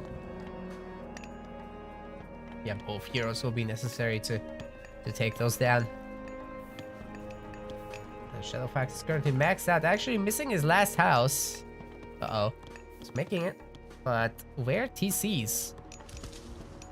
It looks like he's happy to just not do that. That could cost him the game if Tiger Boss just jumps up to the heroic age now. Gets next god power, chaos probably. But isn't it worth considering a behemoth all-in at this point? To be fair, he doesn't have a lot of favor and he's been using up all of that on Prometheans, so maybe not. Even getting alluvial clay, that is not something you see every time. But fair enough, I mean, more hit points on these guys will be super useful. Also affects the little ones that spawn after they die. Upgrade won't finish for the beginning of the fight, so Chiron can get in a little bit of damage, and the Greek army is once again pretty decent. There's not gonna be a god power. In fact, he's gonna get hit by chaos. There's gonna be a satyr popping out right here. Unfortunately, satyr is attacking the converted hoplite and not the archers. Meanwhile, Chiron is on top of his Prometheus, but Shadowfacts is gonna tap out as he gets cleaned up once again. And GG is called for this game one. Tiger Boss takes it. Oop, other way around. And yeah. Atlantean Eco is pretty good, huh? Especially on this map. Just so strong. Okay, we've got everything in the advantage of Tiger Boss, really. Well, I don't think I agree with that. He lost the fight, yeah.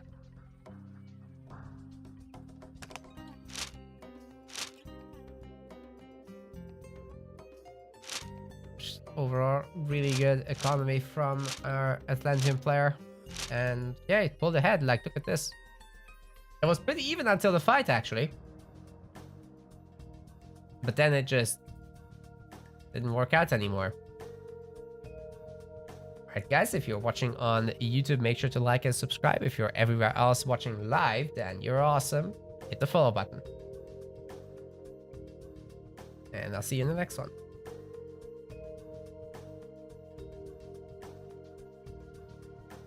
I'm actually going to split up these games one by one, I think.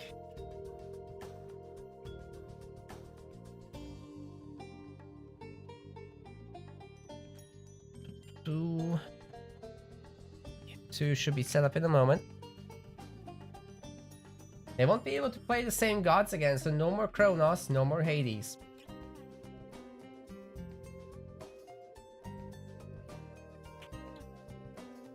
And yeah, after this, I've got one more series to cover. Then we'll be jumping on Boyd's channel.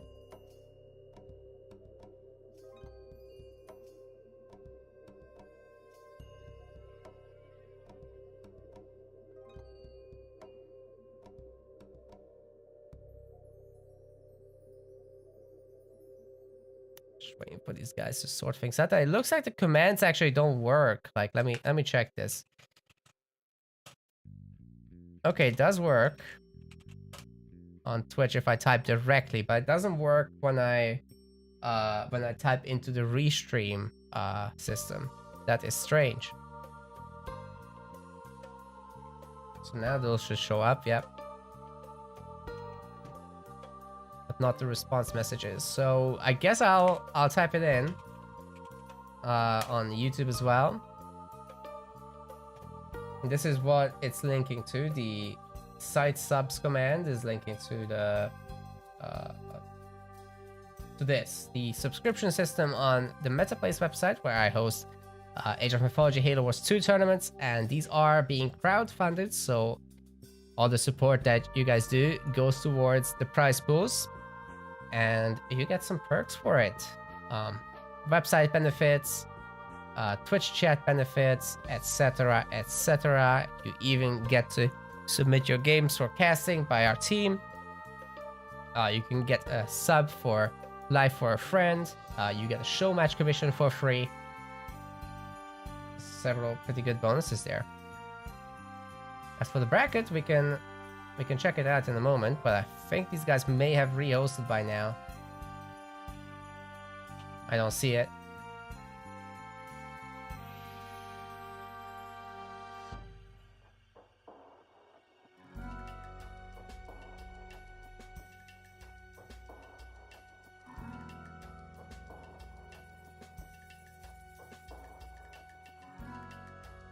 You are hosting. I can't see it.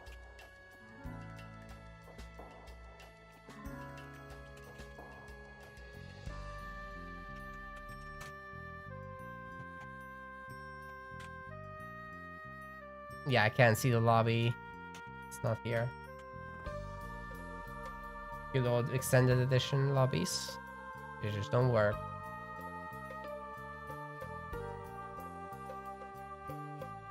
Okay, there it is.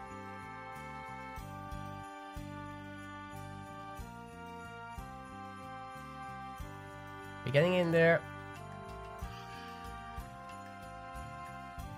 Yeah, thanks guys. We're good now. The next map in this best of 3 is going to be Marsh.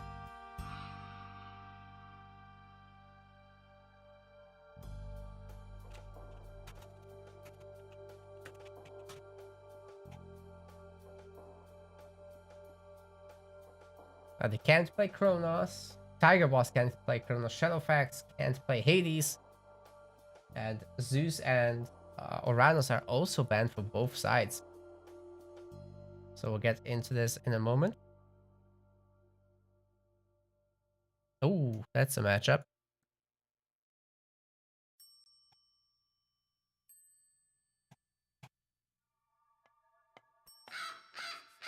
All right, game 2 of this best of 3 is on. Tiger Boss is going to be going Gaia. Pretty good stuff. On the other side, we've got our Odin player. This is Shadowfacts. Odin, very potent on Marsh for sure. There's a lot of hunt here. He's not yet duplicated the hunt. He didn't use Great Hunt. Might be wanting to use the pigs together, but maybe he'll go forward and get like the buffalo or something.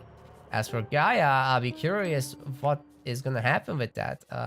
Unlike Fubli, on Extended Edition, you can't research all the technologies in Age 1 for economy, so that bonus isn't there, but the rest of the bonuses are in. So Gaia is still potent in terms of units, but we'll have to see about anything else.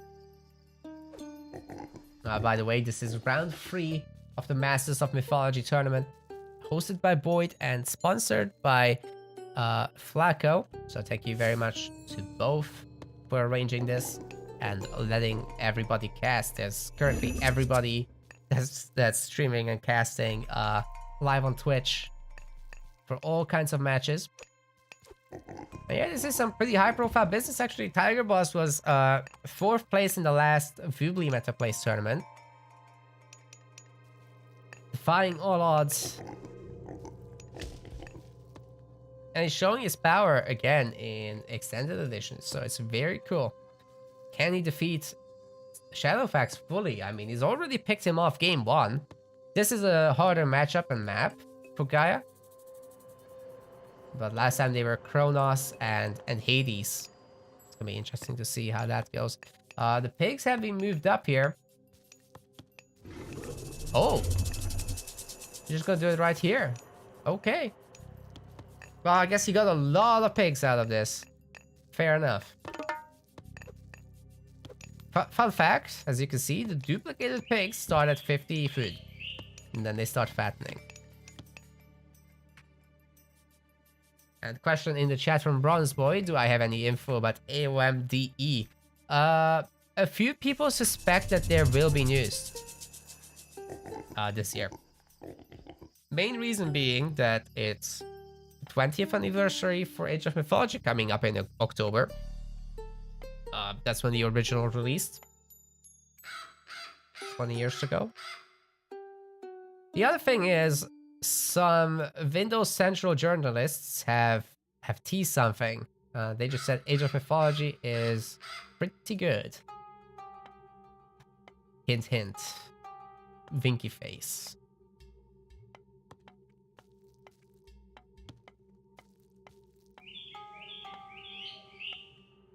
Forward Temple by our Odin player. Are we gonna see a Heimdall rush? Well, we certainly get some fast Raven spawns as they get in after the temple is done.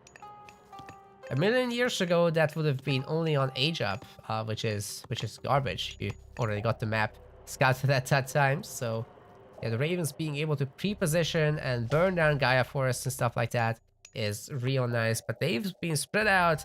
Obviously, Tiger Boss is not gonna put it on his TC. Now let's see that Heimdall click up. Yeah, it is Heimdall. And it's gonna be against Leto, so we're gonna have spider layers everywhere. Eye of Horus, great relic for Norse to pick up, especially if he's aware of it. Let's see. Shadowfacts cannot see the Eye of Horus. That is such a shame. What else do we have? We have got the Pygmalion statue, such a good relic as well. And we've got the Fetters of Fenrir. And lastly, the Harmonious Necklace. Heimdall is done. Let's see what kind of damage he can do with the towers. Maybe he can line up 2 towers to be hit by the Undermine, but with these distances, I don't see it. I think what you do is you get it in, you do as much damage to the TC as you can, and then that's it. Okay, Leto's in. Spider Egg's gonna spawn pretty quick. Not much you can do about it. You'd have to be standing on top and hit it. Of course, the heroes aren't going to trigger it, so that's nice. Oracle's getting smacked. Those are manually converted, by the way.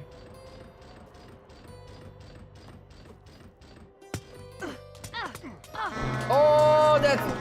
How did that citizen almost die? Damn. Got a building denied. It's a pretty good start. And Automaton is dead. Oh, we're probably not going to see any more of those anytime soon either. Myrmidon is going to be the main unit of choice. We got Ozarks being made, but Shadowfacts is currently housed. He's fixing it, but he'll need to keep making those houses real quick because Ozark train time is short. It's only 9 seconds. Got plenty of doors. That's gonna be great. Of course, Odin's hunting is pretty sick as well. You got some 20% extra gather rate on these guys. Just as good as Thor, and you don't have to do anything in exchange. Oh, that's just outside of the range of Lush. Are you kidding me? He just was barely able to place down this longhouse, and he did it. That's hot. Going after the manor. And there is no way to evacuate these 2 citizens unless somehow Tiger Boss can conjure up a massive army to defeat this Norse onslaught. He's gonna be in serious trouble, especially if these Ovsarks are gonna get the speed upgrade. Oh, the spiders are going to town and eating them. Tasty, tasty humans. In the manors. Terma and Carabalista taking out a throwing axeman, and there are now 2 Carabalista. Let's see if the Atlantean army can grow any further. Currently 66 Norse population versus 59 Atlantean population. How does it feel to be rushed, Atlanteans? Bet you don't like it. Oracle is still in that manner, and yeah, no relics have been picked up. Raiding Cavalry is coming in. Raiding Cavalry obviously very nice against the Carabalista with double damage. If you can get out a few of those, that will go a super long way. Not that you can heal these either. Maybe that would have been a good move to have. But yeah, it looks like these citizens have been having a good time gathering resources. Now the Atlantean player is feeling a bit braver with automatons out. He repaired the existing one on the ground as well. He has 3 automatons now. And only thing is, he's gotta be real careful with those Kyro Ballistas. Damn, those go down fast to the raiding cav. 2 more spiders. Having a meal. Oh, that is a suicidal dive for the raiding cav, but picking off both Kyro Ballista is sure as hell worth it. Awesome stuff. We've got a bunch of penalties added in now. And that should just raise the number of throwing X-Men on the field. Should be great. Or even just, you know, making Ulfsark is fine. There are now 5 automatons on EE. They only cost 6 favor. So very easy to sustain this production. We've also got some external hunting still for our Atlanteans. And they're currently ahead in score a little bit. But for how much longer? This manor is about to drop.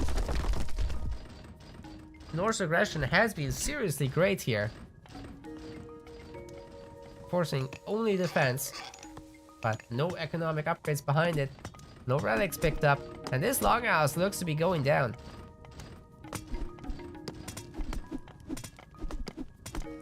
It's expensive. One thing that Tiger Boss had going for him though is the Gaia Forest. Like, he doesn't need to bother with any other types of forest. The villagers do gather faster from that. The gather rate difference is actually, let's see, 2.82 for normal and 3 for Gaia trees. So that is very useful there. Oh, full surround of the citizen though! Trapped between cavalry and gold mine, and this guy is having a seizure. Oh no. Citizen goes down though. And here you are in the front lines. Is he gonna be able to blow his horn? It doesn't look like he's starting to, but we've got so many throwing X-Men in this army. The automatons are going after Hersier for whatever reason, and the Norse army has a mini flaming weapons moment. It doesn't look like to me that the Atlanteans can sustain this. This is way too much. There's essentially no units left. Spider layer was still up. Where was that this whole time? Not used. And now it's just going to be picked up by the units without a single spider spawning. And yeah, Tiger Boss is going to give up. Shadowfacts kind of owned him in this one. That's what it's going to be. A revenge for game 1, which went very similarly. Was a little bit longer than this. But yeah, Shadowfacts just played real solid. Doesn't have Odin left now. And Tiger Boss has to get off of Atlanteans too. If you're on YouTube, make sure to like and subscribe if you had fun. If you're anywhere else watching live, then you're awesome. And thank you. Hit the follow button. See you in the next one. Maybe even join the Discord, huh? We've got Discord. That's right. Tiger Boss is hosting the next game. Current score 1-1. We've got a decider match coming in.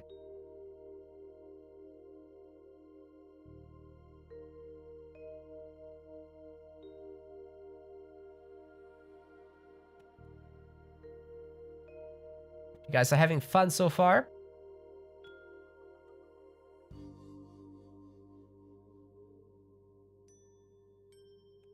See what the last map is. It's gonna be Ghost Lake. As for the rest of the tournament, we've got Chemo versus Player going on right now, so that's some fairly high level stuff there. We got Matthews and Kevin. Matthews already moving on to that round 4. Mito and Odin are playing. Soup and Zucolo. Hagrid and AC. We got Ulysses and Shelty. And we got Pegasus, Rush, and Novus as well. So yeah, all the familiar names are in. And we're ready to go to Ghost Lake. Don't play Gaia. Welcome to the stream account, whatever. Oh! He can't play Gaia. He picked Gaia again, guys. This is not gonna roll. Yep. Can't stream with them, talk to them, unfortunately.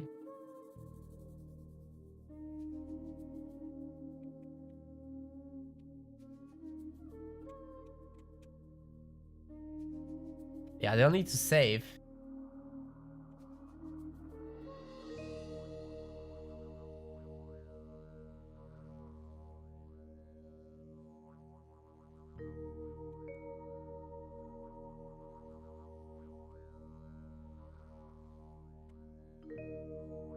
Let's see where they're typing.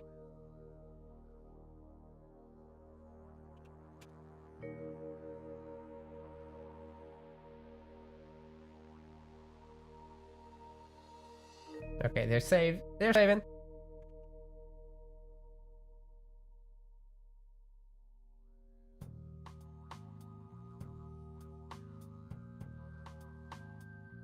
And we're going in to this game again.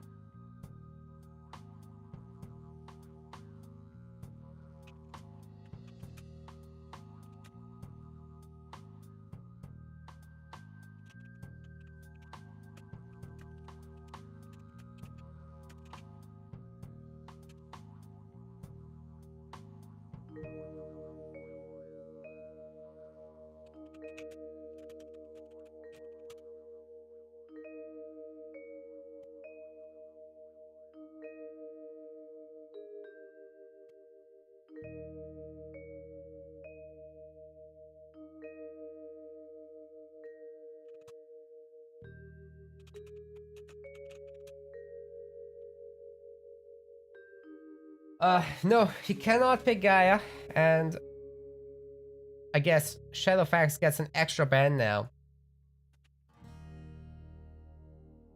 Because Shadowfacts was gonna be Nuva. He can go anything he wants now. And it seems like he's gonna get a ban. Oh, no. No, we're just going. Oh, he wanted an extra veto. Okay, that's what's gonna happen. So they agreed that Shadowfacts has an extra veto available in case he needs it. And Shadowfacts did in fact change the gods, so he picked Nuva before, it's not Nuva now. Let's set this up.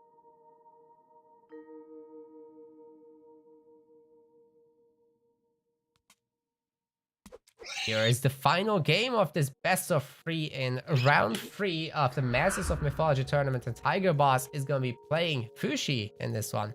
In the blue color, red color, Shadowfacts Zeus. Yeah, he's a pretty good Zeus player. Should go pretty well. We've got early year of the goat used to fatten up these goats. This was a single boar ghost lake, it looks like. Hasn't found any other hunt so far with the 2 scout calf that are spawning at the beginning. Oh, there is the hunt, and we got the save from Shadowfacts. Rip. Back to this. And that does mean that one more veto is available because of the mistake by Tiger Boss there.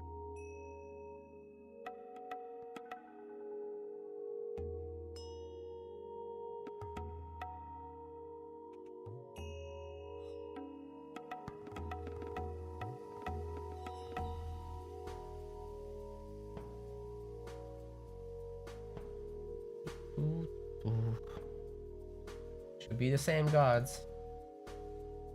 Let's hope they are. All good. Round 3, game 3. Masters of Mythology tournament. Thanks to Boyd for hosting. Thanks to Flacco for sponsoring it. We have got in the blue color Tiger Boss playing as Fushi, and on the other side this is Shadowfacts playing as Zeus. Year of the Goat as the opener. Got the quick hunting dogs coming in, and there's a significant amount of berries usually on this map, so we should really be seeing the duckies getting researched. What's the upgrade called again? Domestication.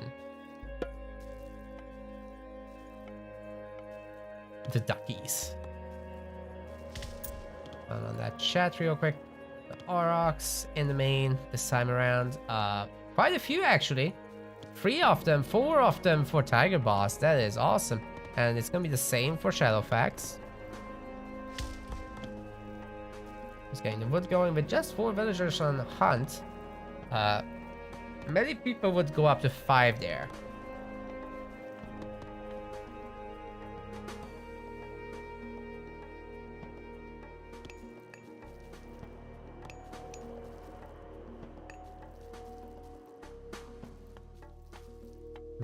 houses coming in.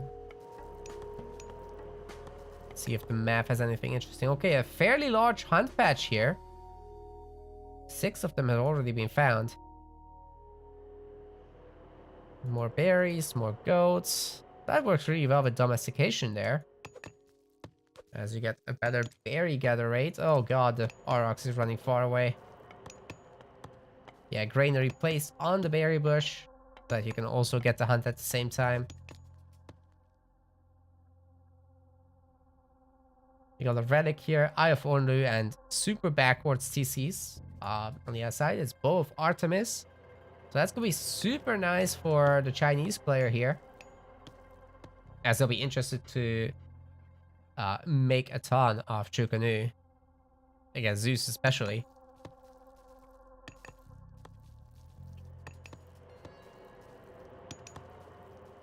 Should be normal. Well, actually, I'm gonna say this might be a Centaur game here, right? Because picking off villagers with 2 shots is still existing in Extended Edition, not on Vubli, so they're significantly better here. But at the same time, you've got to deal with the Immortals from Chinese, which are super good against Centaurs. You can have them everywhere, protecting all of your villager areas, and the only way to avoid them is to run with the Centaurs. It's gonna be hard to get those shots. It's gonna be hard to get the shots in. That's what I'm trying to say. Really good usage of the storage pit, sharing the gold mine and the forest. Only Chinese and Norse can do this. Better for Chinese though, because they don't need to move that. Don't have to pay for population. It just stays here for several minutes and it's fine.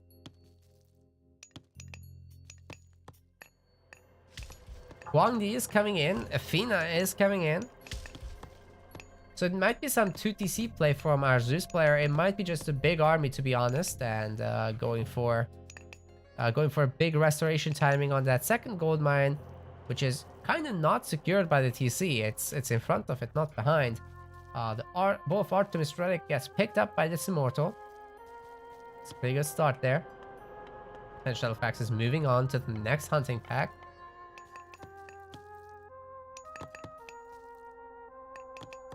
Still got quite a bit of food left in the base, so this is a good setup for him. I like it.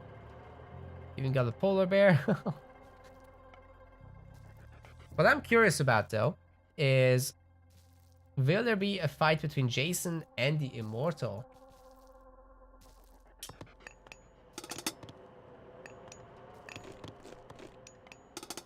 Only one Immortal really, and villager production commences immediately, so it's a pretty standard game thus far. You should be seeing Military Academy. Okay, I totally would have expected like a stable and an archery range here.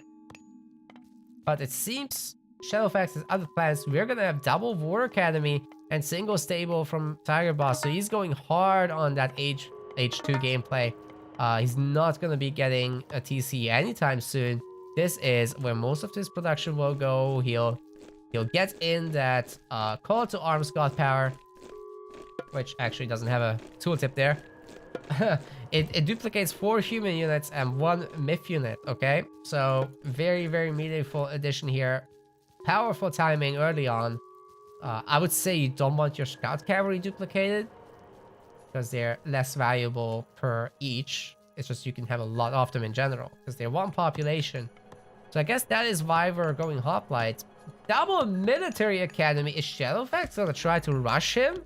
What is this? The focus has got to be on Chukanu here. Although the Hybrideer is close enough to the Hoplite in stats, so it's not that much worse. Just a little bit less attack. Slower, of course. 5 less hit points. But trains faster, so all adds up. And they've got a little bonus damage against cavalry too. They don't really have less damage against cav at least. brutal how much Shadowfacts has been outnumbered, but a big reason for that is that he doesn't have a house on the way, and he's housed right now. So honestly, call to arms right now for the Chinese player, and this Greek army just gets evaporated. Like, there's no chance for it.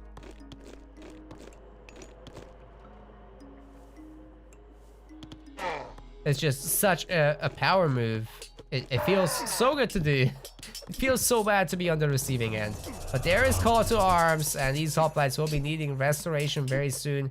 Probably Hippocrates wouldn't be the worst idea to heal up the units, but tower upgrade actually really coming in clutch there. Shadowfacts once again housed and no house on the way, so he's relying on losing units and stuff to be able to continue producing. That also means that his villagers won't be popping out in time. We've got quite a lot of Chinese units. 9 Scout Cav, 9 Halberdiers, 7 Chukunu, and 3 Immortals. That is a lot. So upgrades, what do we have? We got Hand Axe and Pickaxe for our China player, for our Greek player. Hand Axe Pickaxe for our China player too. Oh, the Border Academy is not gonna wall off, so these hoplites are gonna get a little bit of a raid in. Hungry for that peasant. Gonna eat them up. And this is a good way to get some pressure off of you if you're Shadowfacts. Like, maxing out and then taking a fight with restoration is once again the objective. It's pretty much every time the objective is if you play one base Athena, right? So hope we can get that going. But there are Scout Cavalry running after those hoplites, and they're surrounded. They only have one place to go, and that is the base of Tiger Boss. He's not going to allow it to happen. There are now 10 Scout Cav with archers also chasing the hoplites, so they don't have an easy escape route. Also, I really like these leaving some units behind in case these guys go after them. Yeah, trapping these hoplites will be the big play for sure. Shadowfacts doing a bit better now with the housing, but he doesn't have a lot of food income, so that has been a big problem. Obviously, when you try to double pump, triple pump hoplites, sorry, double pump, and the villagers. Yep, that's what's happening. Also, those Chukunu are cheap right now. Sentry towers aren't gonna protect this. Shadowfacts has a decent army together, a little bit smaller than that of Tiger Boss. Would have liked to see the blast construction on that house so you get it done faster. Oh well, it's only like 5 wood. So whenever you're housed as Fushi, you just press that button, man. 5 wood is a lot cheaper than being housed.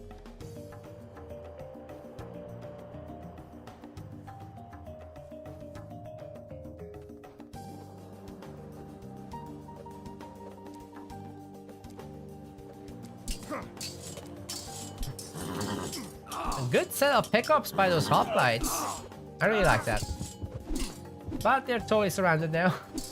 There are 12 Scout Cav. Yeah, a lot of the hoplites are weak, so definitely pick ahead of them and get the surround. I don't like the way people have been chasing units in the last bunch of months that I've watched Age of Mythology and casted. You gotta click ahead of the things, man. Like, you don't get the surface area if your units blob into each other. It's not the way. Maybe I'll make a guide on that.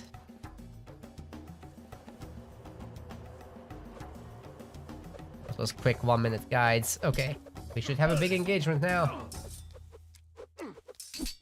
Hoplite Toxotes versus Halberdier Chukunu. That should go decently well for Shadowfacts there, especially with the cavalry army not being here. No, those hoplites are back to full health. So yeah, Tiger Boss is doing well to run away from this, and they're the same population right now. Shadowfacts get a TC. Got a TC going in there, very nice. But now the huge Chinese army are actually scared to take on the Greek one. What? I surely thought that was going to be a good fight to take, but yeah, Shadowfacts realizes his situation here and escapes to the forest. which is a great natural barrier to the army, right? You just put your archers against the trees, the hoplites in front, and good luck. Good luck getting those. Can't flank them then.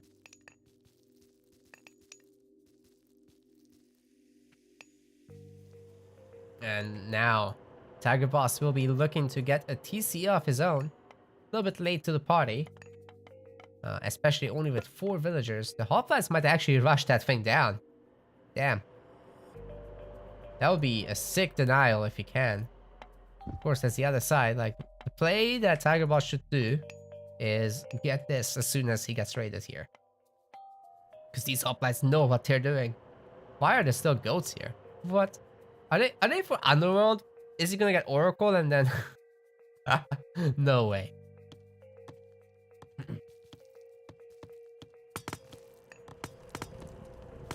Yeah, just rushing down the temple, so the TC should be good. And also with the Greek player now having so much more population than the Chinese. Oh my god, that's only Toxotes? Yeah, this is ripe for a surround. Why are those scouts not caring about this? Oh, leave behind the infantry. Yeah, that's gonna all die. That's a terrible choice by Tiger Boss. He's running the cavalry home to fight the hoplites, losing villagers. And I think we are looking at what should be a Shadowfacts win, to be honest. I mean, he's picked off so many villagers already this game. 6 villagers are dead. He's had a TC for significantly longer. 50 villagers to 38 right now. And his army is significantly bigger, better. Toxotes outperformed Chukunu. Not even a question about that. At 1 more range, that's just a lot better of a unit. With a better animation too.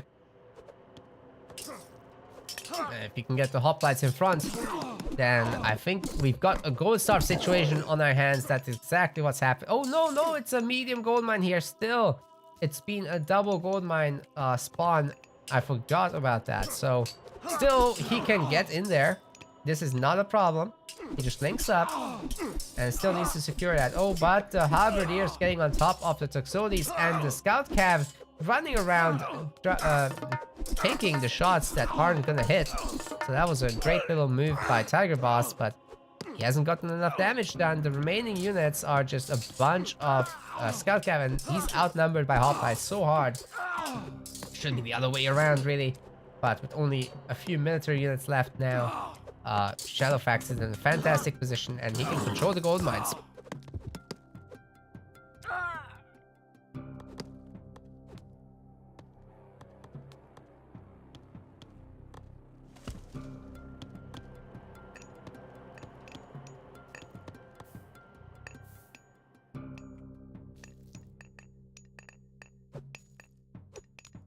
Got the watchtower upgrade. That's like the one thing that can save Tiger Boss at this point, but I'm not sure it's gonna be enough. Like, it's very easy for hoplites to nuke that down.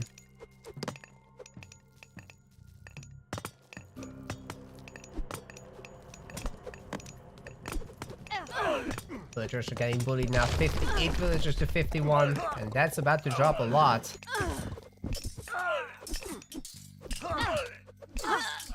49 now, and yeah, that was gonna be a gold star.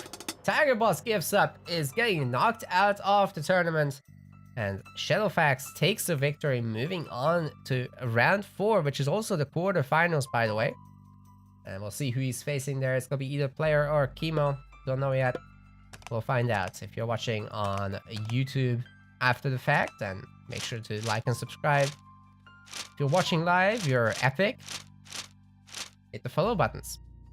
Hit the subscribe button if you're watching live on YouTube, because that exists now. I multi-stream. Join the Discord. Send me your games to cast. All that stuff. See you later. Guys. What a great set of games so far. Let me see. There's an update.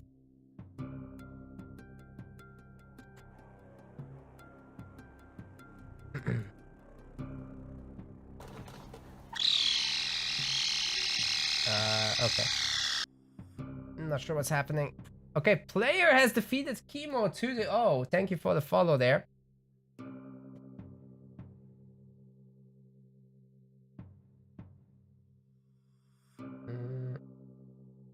There we go. Yeah, player has defeated Chemo 2-0. And Shadowfacts will be moving on and fighting against player in a moment. So let's set that up. Gonna be also a best of 3 on Alfheim, Midgard, and Watering Hole. And yes, Light Yagami will be joining as well. So let's set that up.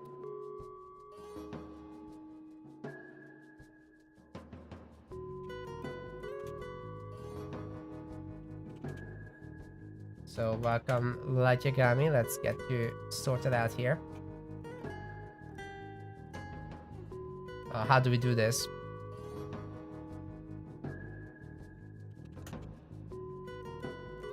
I assume you still want to stream to your own channel.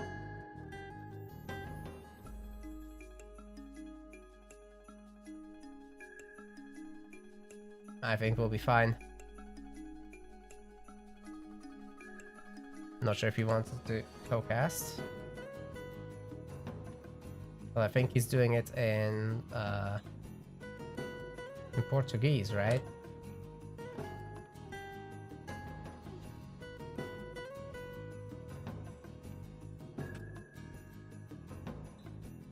Yeah, I'll need to find out. Of course, Shadowfacts will be the one to host for this one. And against player, I actually haven't gotten to cast player before, so interesting stuff.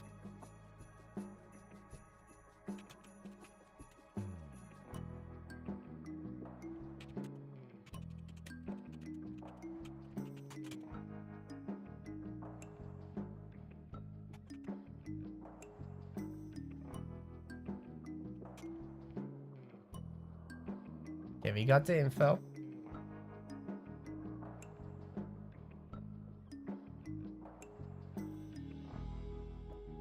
But there's no lobby yet.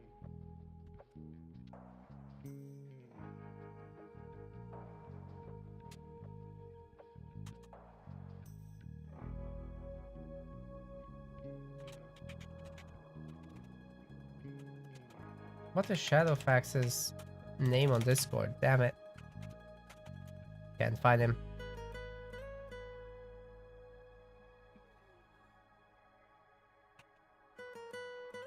He has weird names. He's called Heyo. Wow.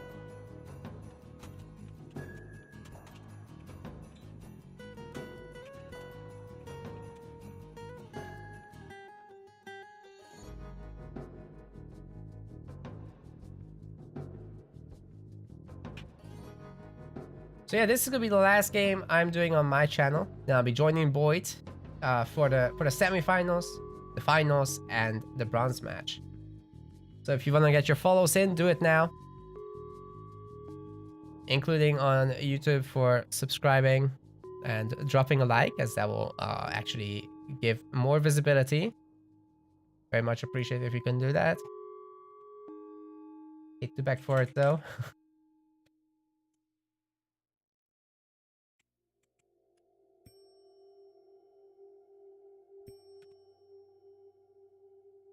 And if you want to further support my channel and all my activities, then I highly recommend the MetaPlace subscription system, which I'll be getting into the chats. That's over here. So this is basically, we're crowdfunding for Age of Mythology and Halo Wars 2 tournaments. And all of these subscriptions have perks. All the money goes towards tournament prize pools. So that is what is happening there. You get perks on the website, channels. You can submit games for casting. You can even get tournament themes submitted that we can then base the art and naming upon. And at the highest tier, you even get show match commissions for free. The players of your choice will be fighting. Well, if we're lucky, right? we would work with you to do your preferences. Let's see if the games are up.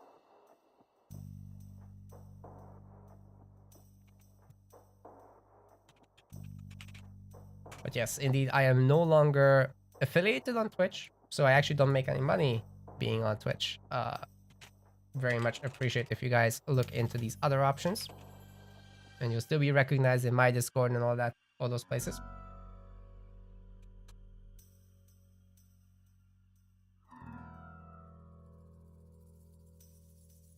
Yeah, like I said, I'm multi-streaming, so I'm even on Trovo. That's a new platform like Twitch, and they currently have some perks for newer streamers. So if people want to watch there, that will also add to supporting me.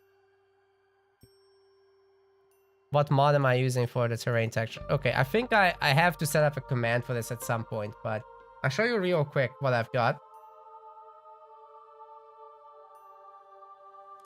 So I've got the for the menus, I've got the Arcantos main menu and Neoclassic wide loading screens. I've got the Epic Textures, No Marsh edition. So that is submitted by myself, which is just Epic Textures, but it doesn't have the Marsh updates. And I've got Classic style menus, Borderless main menu, and the Titans game list, and the Kopesh upgrade icons because they are ugly. And then I've got the Observer UI as well. So I can't play with that, but I can watch with that.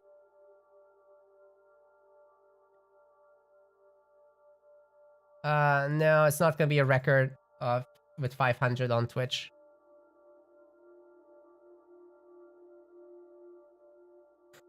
Okay, we're in the lobby here.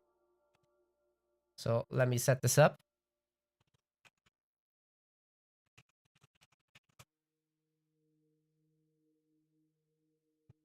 And this could be the last best of 3 of today. First map is gonna be on Alfheim.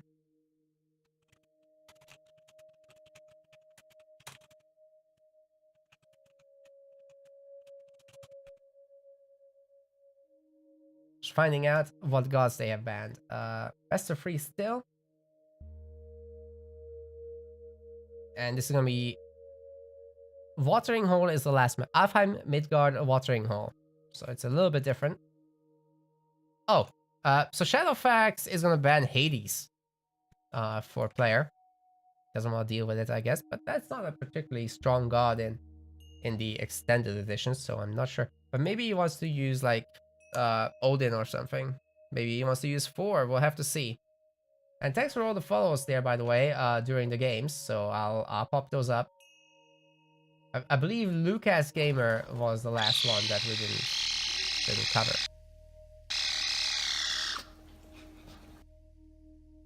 And then thanks to Red as well for following.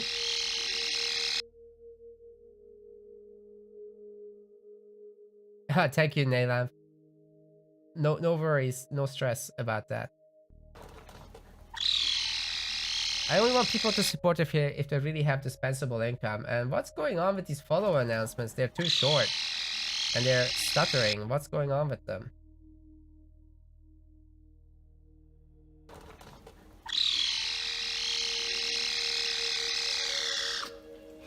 Alright, maybe we just use the pause function on these.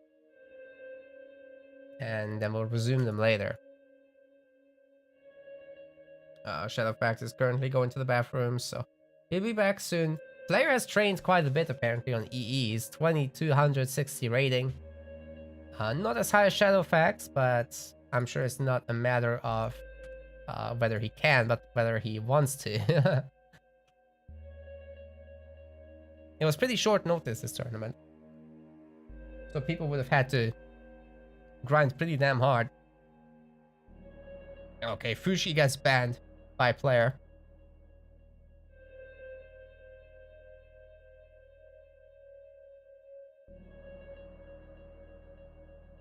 Yeah, that's right, that's right. There's sometimes these big streamers that stop by for like a day or two. And, you know, they'll pump up the Twitch numbers for sure.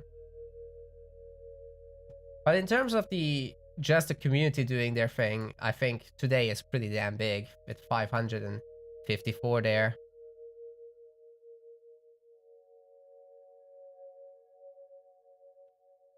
Yeah, that's definitely great.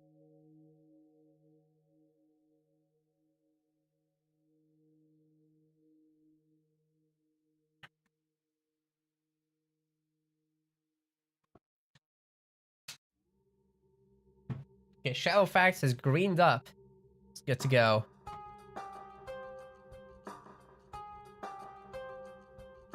The first map is gonna be Alfheim.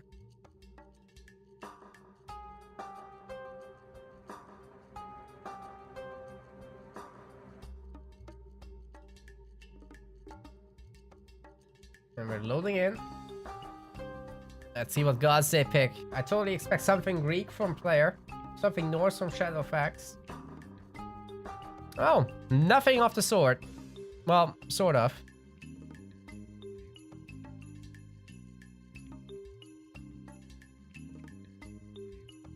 Got another best of 3 here in the quarterfinals of the Masters of Mythology $1,500 tournament.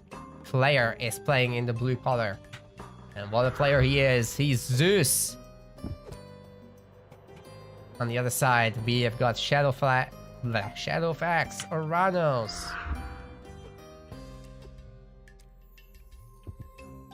Can be only one god of the sky.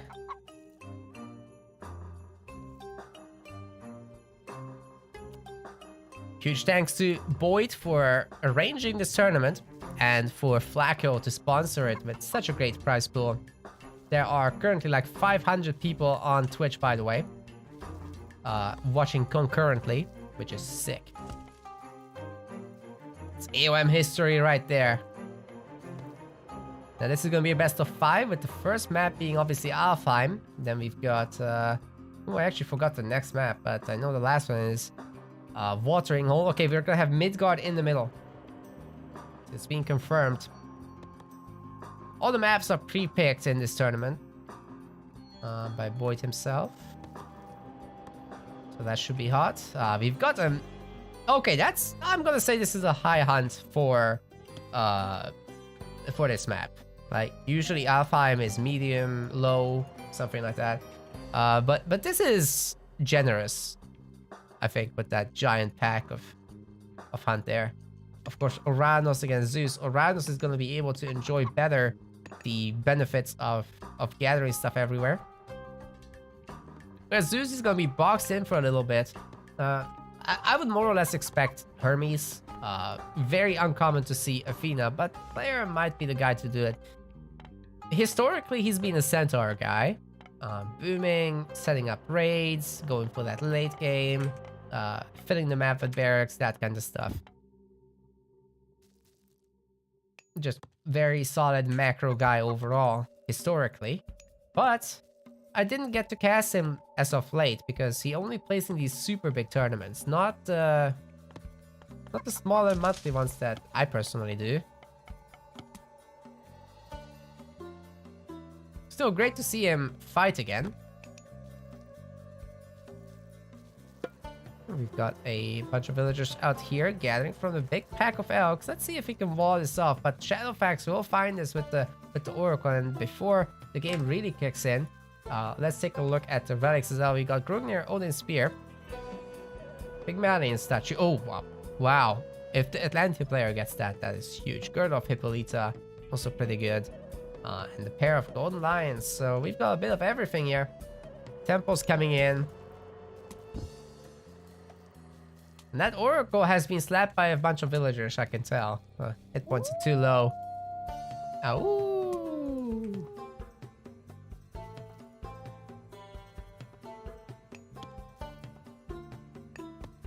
What has been... Okay, it's just gonna be hunting dogs, of course. And quick Hermes! Very quick Hermes, actually. From Player. Whereas Shadowfacts is gonna be going with a later advance of Oceanus? What? Okay, someone explain this to me. Why would you do Oceanus on this map?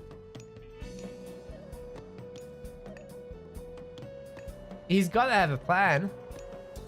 But is it Bite of the Shark? Because Bite of the Shark on EE doesn't give you bonus against myth units. It gives you because that's like, I guess that's kind of artificial, right? Done on Wibbly. But here it just gives you damage for your Murmillos and also your Fanatics. So I'm not sure that Bite of the Shark is really meaningful here. Nor is the God Power. Carnivora has been buffed a bit on EE, but is it significant? I would say no. What is significant though is for Greek to have the Hippocrates hero, and you get your Sylvan Lore Centaurs, you raid around, you go home, you heal up, and then you're Gucci. Jason is gonna be going back with a Hair of the Golden Lions. That is a nice addition this early on. So like in the first leading up to 10 minutes, they are a meaningful addition. Just a free unit that gets to soak damage, dish out a little bit, block pathing, and all the great relics are being picked up by our Greek heroes. So awesome. Girdle of Hippolyta also meaningful. Pygmalion statue. Like if you can get all 4 relics, Zeus is on steroids here. We should be seeing further centaurs from our Zeus player as well. It's got significant gathering on wood. Also starting on the gold mine for Hippicon, so it's very much a 1 TC play for now. And just has enough villagers to outdo what it will take to pump villagers and Hippicons. We'll have to add some more food veils, and that is actually the last one as the elk is finished. Should go home ASAP before the villagers get found. Terma is running around trying to hit the centaur Polemarch.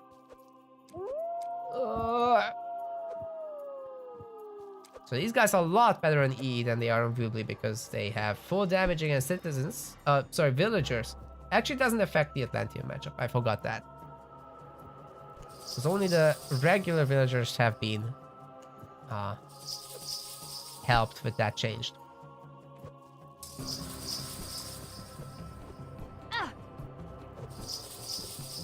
But here are the Golden Lions. 78 points, and Caladria is toast. What is that Hippicon doing? Yeah, it's not looking great for Shadowfacts right now. He just doesn't have the units. He doesn't have Valor. He has to manually heroize all his stuff.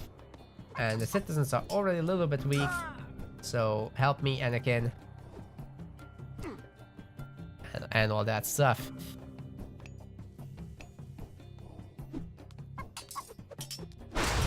Ooh, good shockwave. Bolt on the Myrmidon hero goes in. And centaurs get away. Hippicon will be eaten up though. Yeah, Golden Lions are helping very nicely there. Actually picking up some of the heroes. That's hot.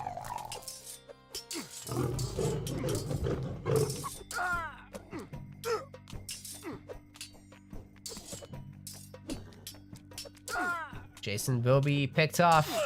That is unfortunate. It would be nice to see him pulled back there and, you know, potentially healed back up. Same with these Hippicons. Let's hope the Greek Curates can get out of here and use that hero. He didn't actually make Hippocrates, so yeah, player just pumping the villagers, trading units, and all the centaurs are still going, I guess, so he's been doing a fine job. But with Shadowfacts manually turning these into heroes every time, I mean, that's extra 60, 50, and free favor. Not an insignificant cost. Not in the slightest. Because Atlantean heroes definitely expensive.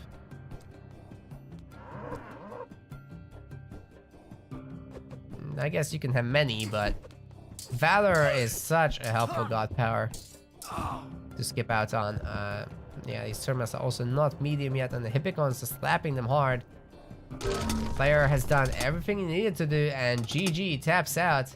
I'm not sure what Shadowfacts was thinking there. That was him getting raffle stomped. Unfortunately, tried something, but it didn't. This isn't the place for Oceanus. Maybe on the water map I could see it, but definitely not here. Even on the water map, I'm not sure that there's any purpose to this minor god as it is at all. If you're on YouTube, watching the VOD, thanks very much. Make sure to like and subscribe on your way out. And if you're watching live on Twitch, Trovo, or YouTube, then follow, subscribe, all that stuff. See you in the next one.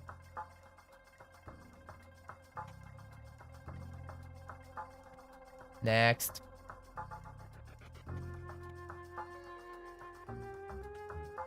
Player. Oh, if this happens again, then we're gonna be very swiftly ending things and moving on to the next part, the semifinals on Boyd's stream. You know, we had a follow here. So let's see if that will play. Not by itself, it seems.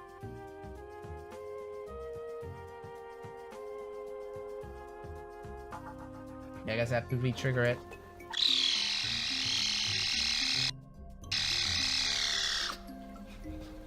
There we go.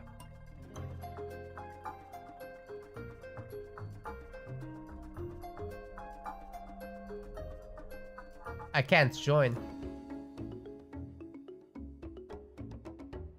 Yes, that is TSM Player, that's right.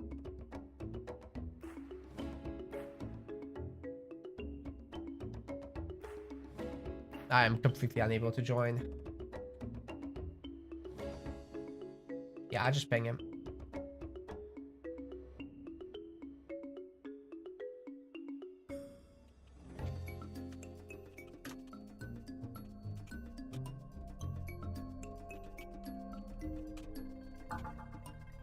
Lobby broke. Ray.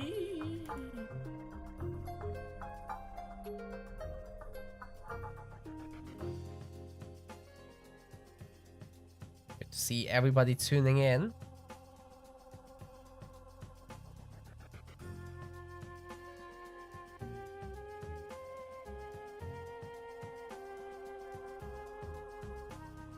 I'm just trying to find out whether we can get that lobby rehosted, and I think we're good to go. Hell yes. Alright, the next map will be Midgard. Let's do this.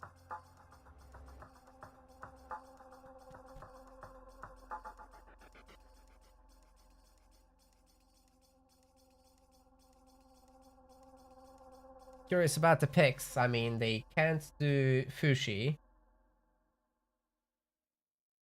And what else has been banned again? Hades. So expecting Poseidon here from player. Maybe Isis wouldn't be the worst, but I don't know if Shadowfacts is doing any of that. Oh man. They switched colors as well.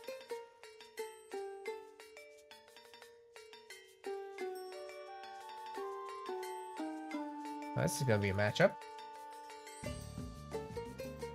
Okay, here is game 2 of this series. Shadowfacts is going to be playing as Zeus in this one, switching his color to blue, and on the other side in the red, this is TSM Player playing as Poseidon. Well, player's finding a really good spot for their dog. A little bit better for player, but not a huge difference. And yeah, this is their best of 3 in the quarterfinals of the Masters of Mythology tournament. Hosted by Boyd, sponsored by Flacco. So thank you both for doing this and, you know, letting everyone in the community cast. Much appreciated. Fishing ships are coming in. And there should be a significant amount on Midgard, of course. Curious whether they'll be playing off of just 2 dogs or whether they'll go up to 4. Of course, in the Greek mirror, you can technically do some pressure on land at the same time. So, especially with Zeus, you can do a lot of damage and maybe end up gold starving the other guy. Especially with the Goldman being out there like that, I could see it. Like Zeus can totally rush down this tower, no problem. The next one, samesies. Even the forest is a little bit exposed to archers.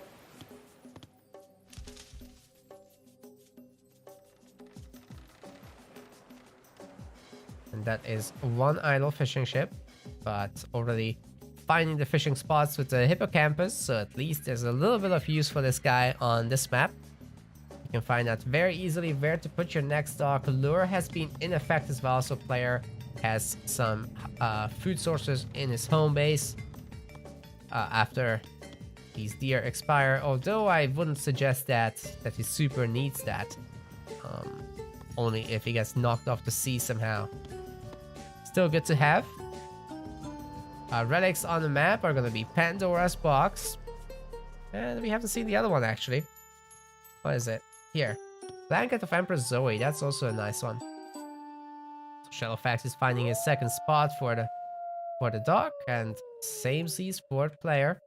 I'm picking this one. And that should double, really, for both spots. Yeah, you'll just put it between them. That's good. Fairly efficient route for those fishing ships to take.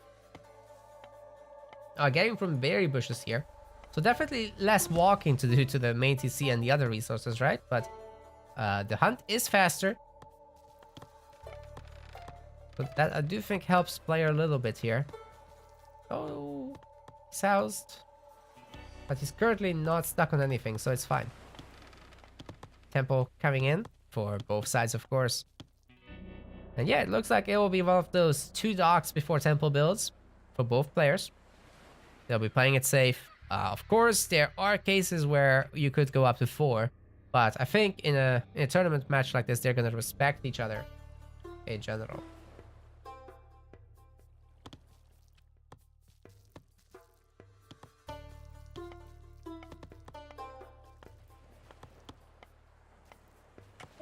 Temple almost done, and we should be seeing their picks for their gods very shortly. I fully expect the Hermes from our Poseidon player, but maybe he'll surprise us with an Ares pick for that Pestilence, for the Cyclops and all that. It's a little bit better on the extended edition than it is on Vubli. Let's see what it is. It's Hermes. Okay. Yeah, definitely playing it safe. For a Zeus player, we should be seeing Athena. But where is she? So 400 food is in. And there is the Athena. So restoration, very useful to push people off of gold mines, very useful to win the water fights. We'll have to see which way he gets them used. But if, you know, you could end up in here with your land army and your ships are fighting here too, you can do both. And that is really the ideal way to do it, especially after they are damaged. Of course, ceasefire limits the potential of it. And maybe allows you to get a TC at the same time as fighting off the restoration.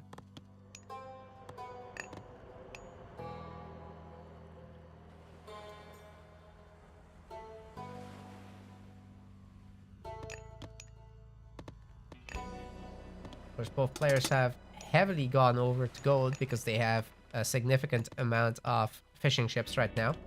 Looking at 16 fishing ships for Shadowfacts, actually. And he did get the 4th dock. Alright. Alright. Player stopping on 3 docks, actually. He could have gotten a 4th one, but yeah, that economic advantage on the water for Shadowfacts is actually very significant. I like it a lot. He's got more villagers on gold as far as I can tell. That's 8 to 6. So his production on land should be a lot better, but currently he's looking into single production for triremes. Player is double producing triremes, but first scene has been researched for the fishing ships of Shadowfacts. Not so for player. And we've got a bit of a hiccup here. Let's hope this corrects itself. Oh god. Yeah, save that. Hopefully we get to save. Because this is looking bad. But by the end of the countdown, this should be okay. Let's hope player can play the rest of the tournament. Because this is unfortunate. Ay. Alright, gamers. Thank you very much to Mad Hat's rating. Ward. Dude, these alerts are not playing very well today, are they? He also got a follow from Just Rambus. Thank you very much. Why is it not playing the alert? Okay, there it is.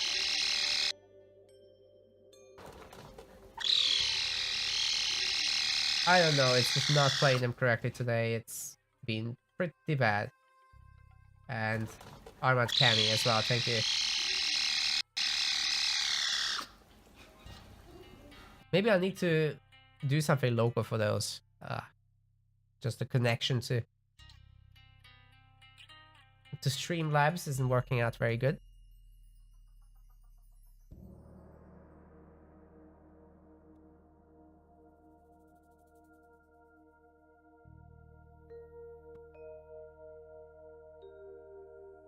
Oh my god, what just happened here?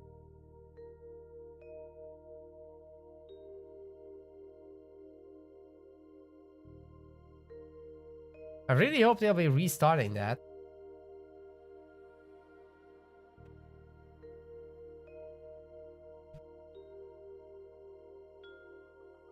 Yeah, restore game is being selected, so give us a moment. And we'll get back to it.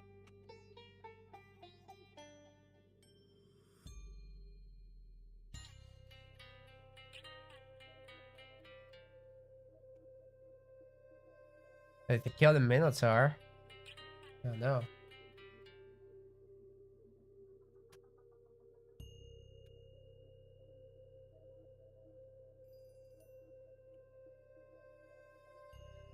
Alright, I'm downloading.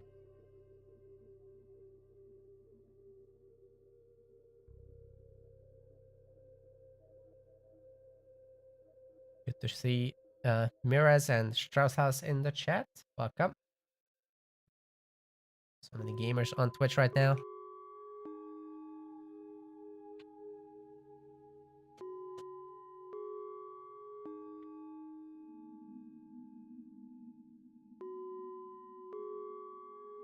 And we should be able to continue now. You have to redo their control groups, of course, because that deletes. And then they should be good to go.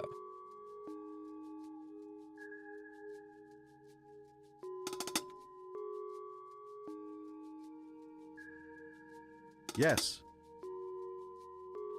So the Minotaur has been killed in this break, which I missed while I was looking at all the production.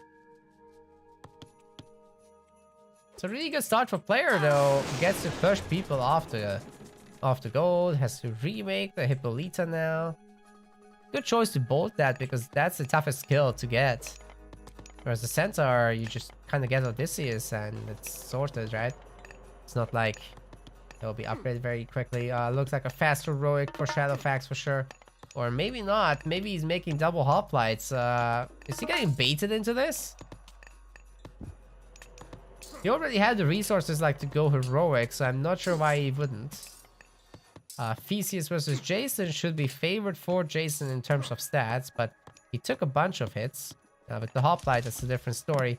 But yeah, here we got the triremes of Player. And let's see how good overall the trireme pressure is gonna be. There's some counter attacking too. Bear in mind that the ship count of Shadowfacts has been better so far. So he's still up 3 fishing ships, and he's only down 3 triremes. It's 1-to-1 production. Player is getting an archery range. I don't see any stables though or anything like that. Yeah. Definitely stables would be the way to go. And, you know, Shadowfacts is just doing his double hoplite business.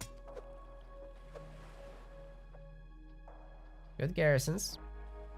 It's also getting some triremes at home to help defend.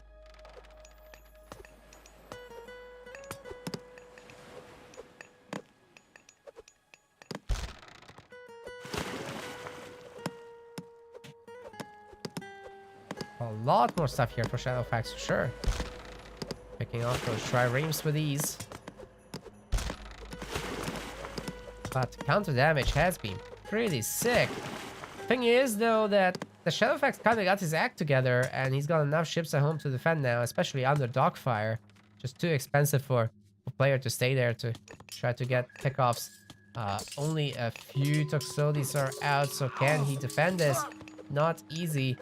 Definitely not. Especially if those ships join and we get that situation that I talked about earlier where the Hoplites are bullying this area and we got a semi-god star. Still need some archers to back this up. And also Shadowfacts himself will soon have to move up to a different gold mine.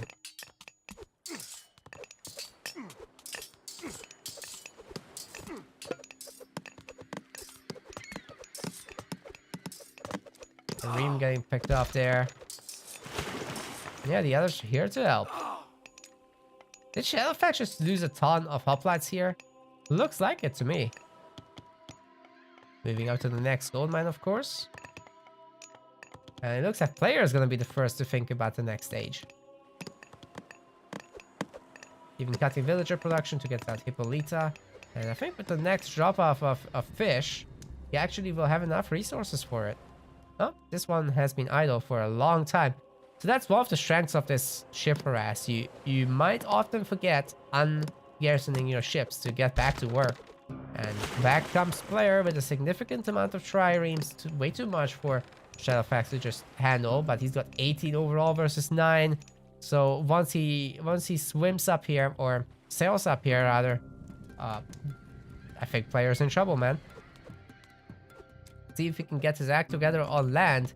Maybe get some further units out, but no, it doesn't look like it. Also, Heroic Age is still not being queued by Player because he doesn't have the food for it for some reason.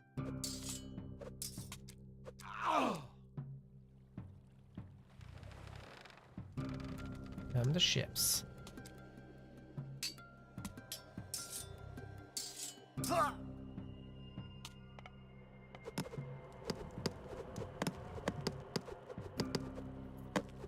Okay, all 3 of those should be dead. It's a good pick. Oh man, targeting didn't work out. And the hoplites are gonna get wrecked by all these archers. Not a fight they should take. Honestly, where are the archers for Shadowfacts? He had such a big opportunity to get that started, but finally he's got the double archery range with the double production of archers as well. Player heading up to Heroic Age through Dionysus. And that's almost done now. Shadowfacts, though, on the second he sees instead of the Heroic Age, will be losing the water, no doubt, to the Scylla and the siege ships. Which can also take down Dark Cities. Especially if he throws away his ships like this. Where have all those triremes gone, actually? Half of them are harassing the fishing ships. And the Scylla is here now. The dinos on the land.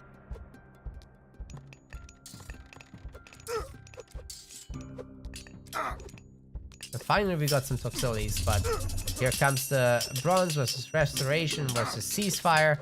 No Ceasefire actually, and the villager is tanking through the Archer Fire with Restoration there. Epic Chad. So these with 40% armor versus 15, but when you have such number differences, it don't matter. Hydra might be picked up before a Ceasefire hits, and there's gonna be no Hippocrates to heal it back up. Oh my god. That was a bit of a fail from Player for sure. I'd love to see Shadowfacts just boom to Mythic from here. He's already got 47 villagers, I mean total villagers. That includes the fishing ships, right? But still, that is a huge advantage over Player. 50 to 36 right now. So yeah, that does matter. We should be seeing some siege ships from Player to make a difference on the water, but he also needs to survive on land. How is he going to do that? Hippospists are absolutely going to get melted by Toxotes.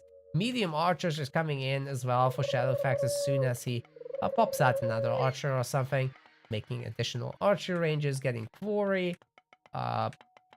He's got a bunch of walls coming up as well. Would have loved for him to maybe pick up the relics, but like I said, not that important right now.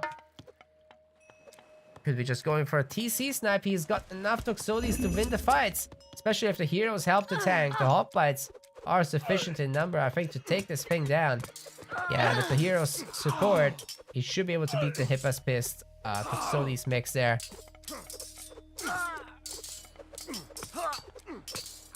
Have a player repairing the TC, maybe not.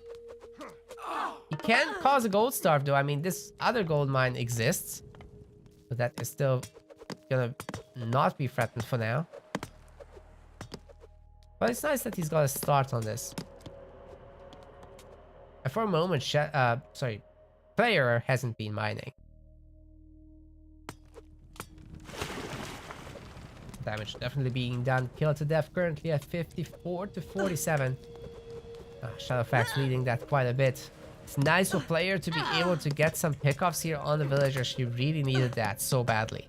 He's still down a town center, so every villager he picks up here is not even getting half of the work done that he needs. Shadowfacts has killed more villagers this game than player has, and oh my god, he catches the gold miners as well at the same time, looking for an intercept.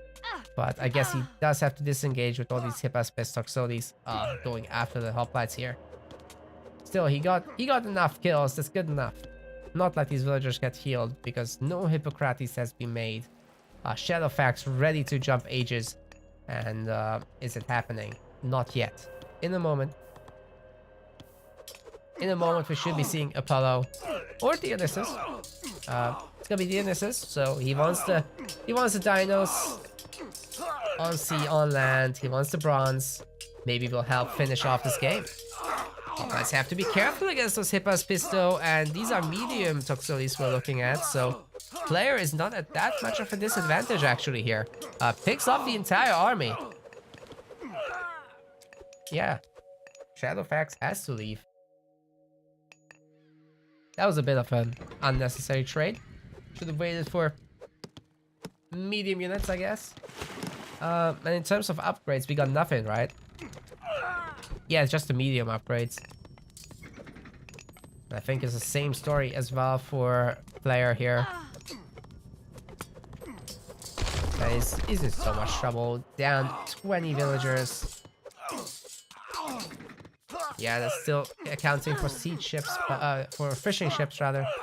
But how do you defend against this now?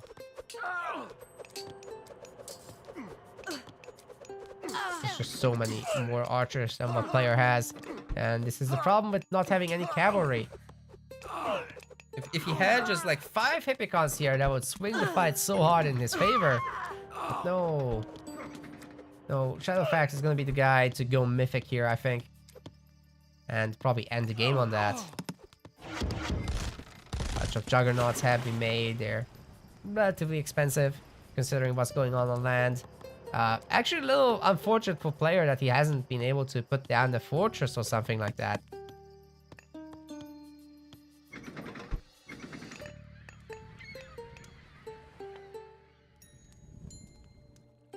Oh, still has 2 heads. 2 heads better than 1.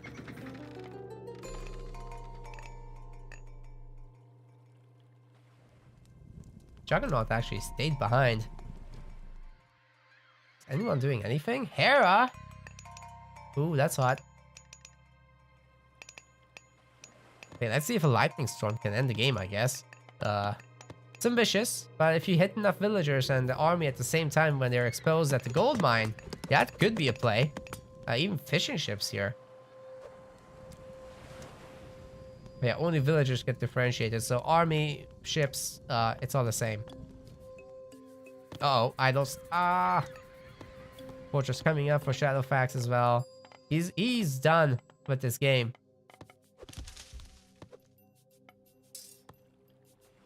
Player is in serious trouble. He has nowhere to run. There's no TC here. The TC could basically garrison most of these if he had one. But ideally he would have also a fortress.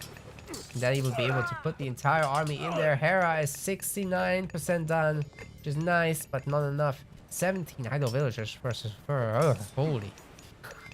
Okay, fixing it. That's good. No! Not the dino. 3 heads for the Scylla. Heal that thing. It's not finished. It's got a mission.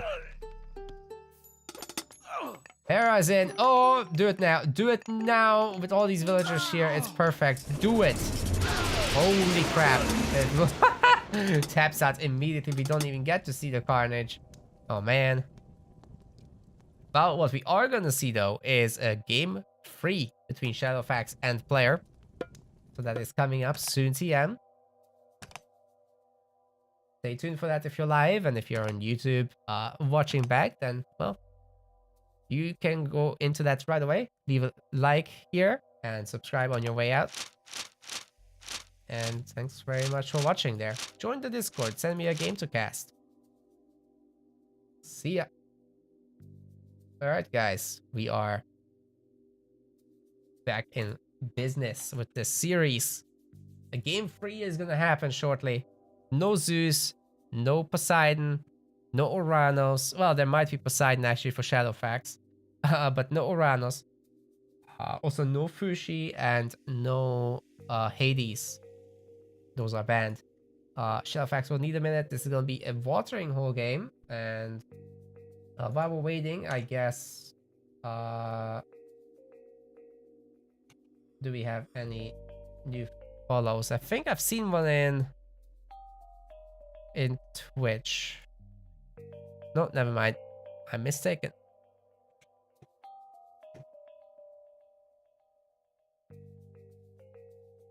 Well, that was a rough ending there. And by the way, after the series is done, I'm going to be joining Boyd for the semifinals. And in the finals and the bronze match, all of that stuff.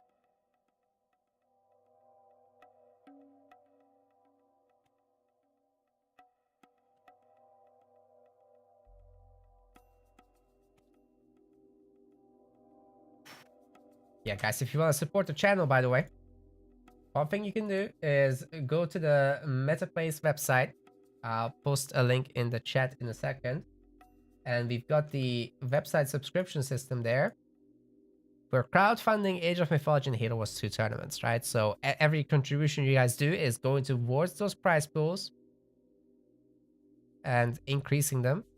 You can see up there how much, and you get some perks for it. There's several tiers, so feel free to consider this. Helps me very, very much. And otherwise, just hit the follow buttons, the subscribe buttons, you know, whatever's free on the platform I'm on.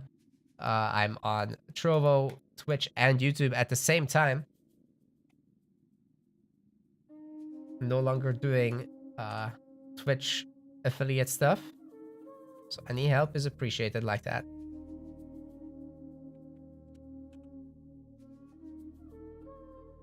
Good to see you as well, Burke. Our next game is in. And I'm just setting up the gods real quick and we can go.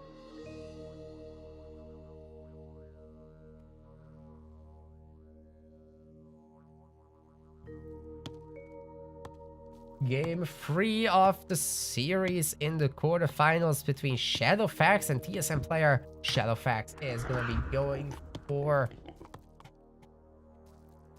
On the other side, we've got TSM Player playing as Ra, a god I haven't seen today on my stream. So none of the games I've cast today had Ra in it, which is funny because it's seen as one of those most overpowered gods in the extended edition. But I guess maybe people have changed the sentiment, or we just gotten the other types of players in here.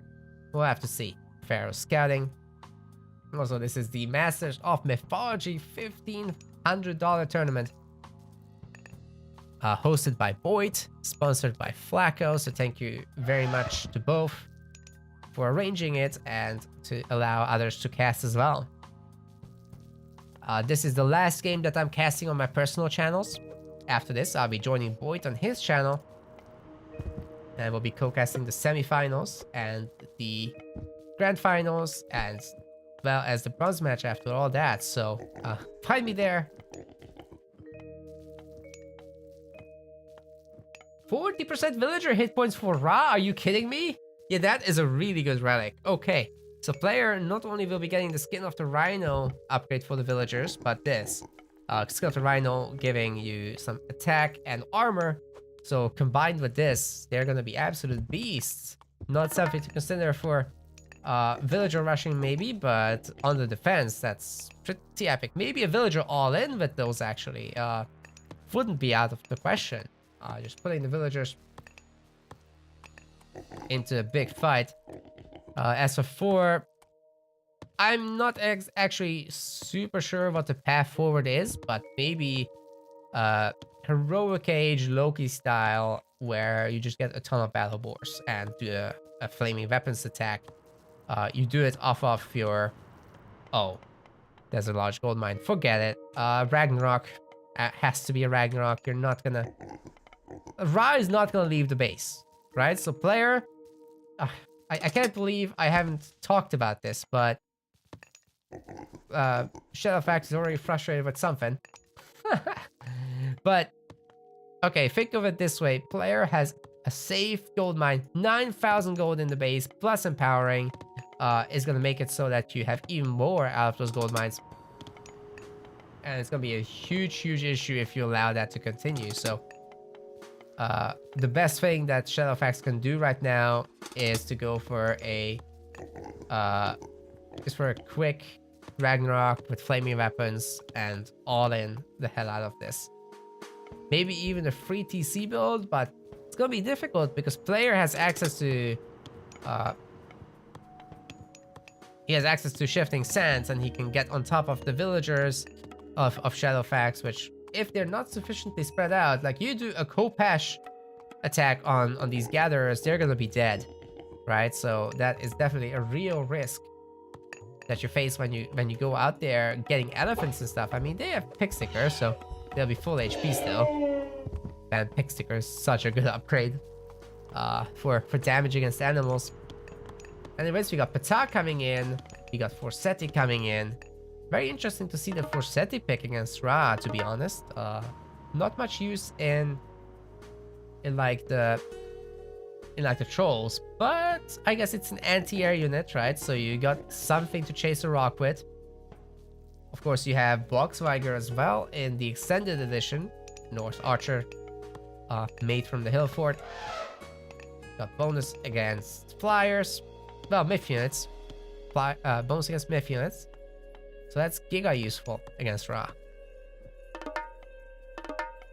Also a really competent archer unit in general. Like, it's almost got the stats of a chariot and it's only 2 pop. So you get an army full of those.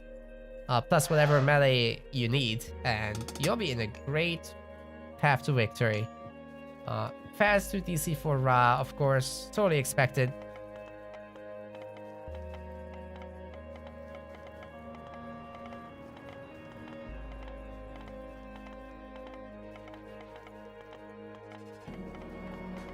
Beautiful stuff. The Herster isn't going to be able to do anything here. I mean, whack the Pharaoh a few times.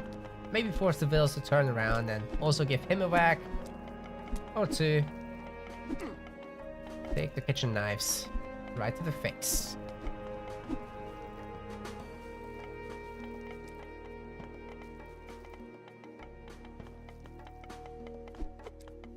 Priest is good enough to empower this. Oh, Pharaoh trying to chase down the troll, but that's not happening. The Herseer will be chasing the Pharaoh back to the tower, and the one thing that you don't get in Extended Edition for Ra that you do get in Vubli is this attack is still reduced until Hands of the Pharaoh is done, which it just did get done. Increases the Pharaoh damage back to normal. It's a 50% difference. It's huge. Oh, the Herseer is gonna get shanked by the villager. Yikes. Well, GG. That's it. Dude with a giant hammer can't even handle a kitchen knife. Weak. Quick forward TC grab from Shadowfacts. Arguably waited a little bit too long there, but he doesn't have anyone on wood right now. Where's the woodies? Where are they going? Hunting? I guess he really wants that food so bad. Is he gonna restart the wood business? Like, it's gonna need population soon. Healing spray will heal everyone back up to full. But like I said, Ra is happy camper at home right now. Still hunting, doesn't even need to make farms. Holy.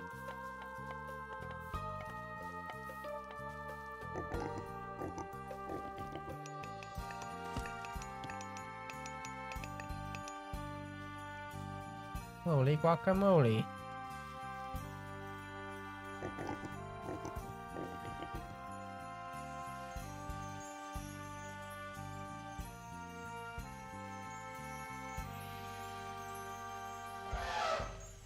Well, well, well.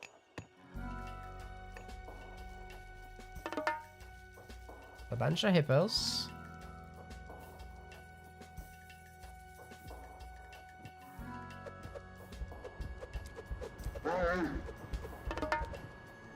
This game is really slowed down. There's no aggression anywhere. Walling from our Norse player has begun.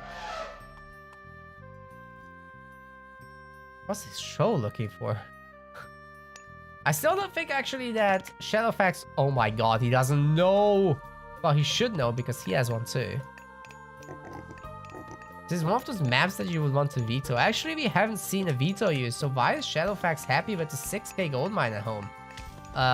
Somebody explain it to me. That's not a good thing. For 4.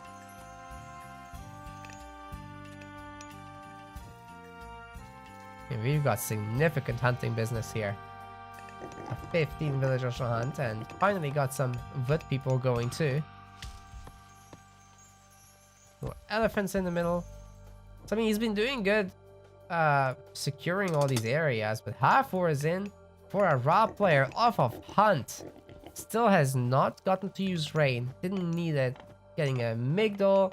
The gold mine is being used just fine. Actually, a little wasteful. You kind of want to exhaust this, right? And empower it together. Because if the villagers are getting without empowerment, you're wasting, what, 24% with Ra? Yes, sir. There it is. 20% plus the 4.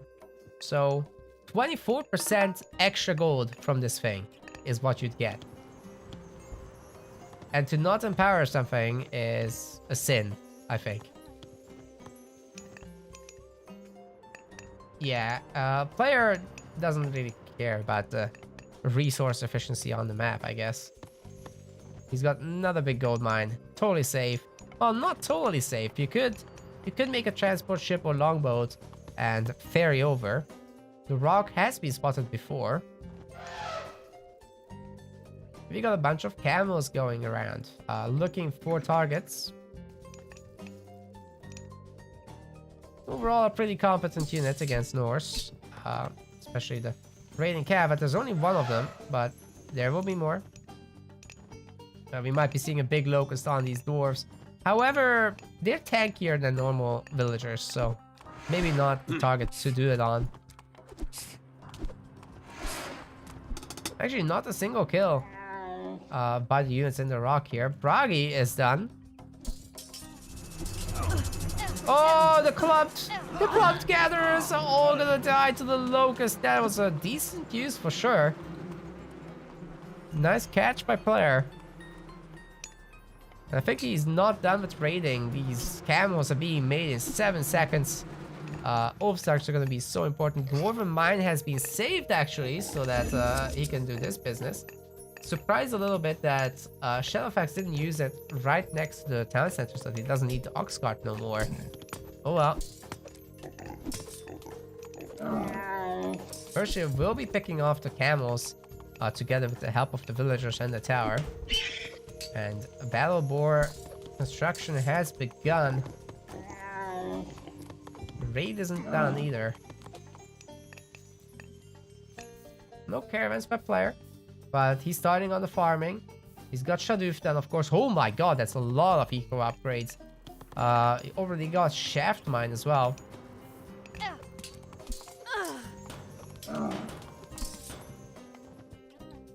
Rock is pretty damaged somehow. Not sure what happened there. Did he fly through the towers? Must have been. Don't see a troll actually. Look at that healing on the ox cart, so good.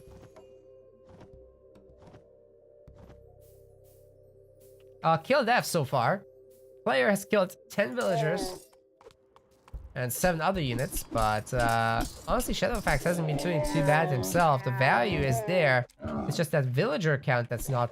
Player on 70 villagers to 40. How did this happen? Excuse me? Has Shadowfacts not been making villagers? Whoa, dude, that is sick. The total unit count is at the moment 3 on the battle boards. So that's pretty decent. There's a lot of Wolf Sucks here. There's a bunch of Huskar. And that will hard counter player's composition. So you'll need some Axemen out. Yaws have been made as well. But yeah, it's for the best if Shadowfacts just chills out on 130 population. Fills that up with villagers on his way to Mythic. He's pretty close right now, to be honest. He's got the gold already. Does he have a market though? It looks like he has the market, so he can just jump up Mythic through Balder and make happen whatever he can. Of course, as soon as Mythic is reached, if player can save his reign for that time, or even just try to block the flaming weapons somehow, that would be sick. But he needs those Axemen so badly. He's got double barracks. He's getting medium Axemen and should get heavy too. And as well as armor would be so important to do. 25% Balder. Caravans have begun to be made. And we got a bunch of siege towers. Not the most useful unit right now. Player just doesn't seem to have the right kind of unit composition, and this might knock him out of the tournament if there are sufficient anti-infantry units from our Norse player. Oh, 3rd TC, now that is brave. Maybe even unnecessarily so. Puts a stop to this.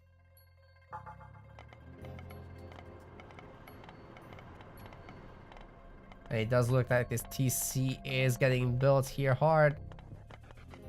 Oh, it might not even come to the Ragnarok, like these battle force can stop it by themselves, but oh, Shadowfacts is not looking a little bit too late to get the clicks done. Oh no, Ragnarok is gonna be so close now, just a few seconds away, 86% done. I don't think that player has any idea he's trying to raid still. Every unit is so precious right now. Would want him healed up, but yeah, they're gonna just die trying to raid. He gets this TC though, and maybe he can wall it off with barracks or something. Oh, the Ragnarok is denied with the rain, buying himself some extra time, boosting the farm income as well here. How many farms are we talking about? Actually, 27 farms. There is no additional favor, however, for TSM Player, so he can squeeze out one more Migdal Stronghold if he really would like to. But is he more interested in the Mythic Age here? I am actually not super sure. Barracks are going to be made. Ideally, to surround the Sound Center Masons is a good choice. Just to get that extra building HP done. And I think I've seen ramps. Are we going to see even more of those? There's a Fire Giant out. 2 Fire Giants. So Fire Giant's definitely a good option here. And we've already had the Hill Fort. I'm not sure about the pick of the ramps. I mean, that's hot. But I mean, 2 Chads just carrying a giant log, smashing buildings with their manual work. Yep. Doesn't get more Chad-like than that. However, I think the Ballista would have been the better choice. There's not much of a question about that. Oh god, siege towers are going to get wrecked for sure. We've got the Ragnarok here, so how many are we talking about? 62? That's almost nice. Okay, we've got 80 villagers from TSM Player. He's got so many Axemen coming in as well. Got a bunch of barracks. Currently up to what? I can't see it. It's 4 barracks. Mercenaries should be a thing as well, but flaming weapons should be hitting any moment now. Where are the Ragnarok heroes? There is flaming weapons. Now these boys are pretty fast at 4.8 speed, and now 26 attack flaming weapons, basically doubling their base damage. And there's a rock, kind of helpless here, not being able to do much, but will be able to ferry the Son of Osiris over. Hopefully he doesn't get surrounded by the Ragnarok heroes, because he'd melt, that's for sure. Villagers trying to repair this. Would like to see this empowered. Priest taking down the battle board, no problem. Yeah, Osiris, get out of here. Bird face. You're not welcome here. Oh man. Notice a Chad going into this without a single armor upgrade, by the way. They've got shields, but The melee armor upgrade is pretty important too. Protects you against the Son of Osiris attacks. He's lasering them to death right now. And there are not a whole lot of Norse units left over after all this, but they're attacking the other TC2. Still 21 here, so that's enough to take out TC. Flaming Weapons expires before they get many hits in at all. So what is going on? That is not great. Shifting Sands is getting used to try to defend this. Both TCs will survive. Oh my god. Shadowfacts is getting knocked out of the tournament just like this?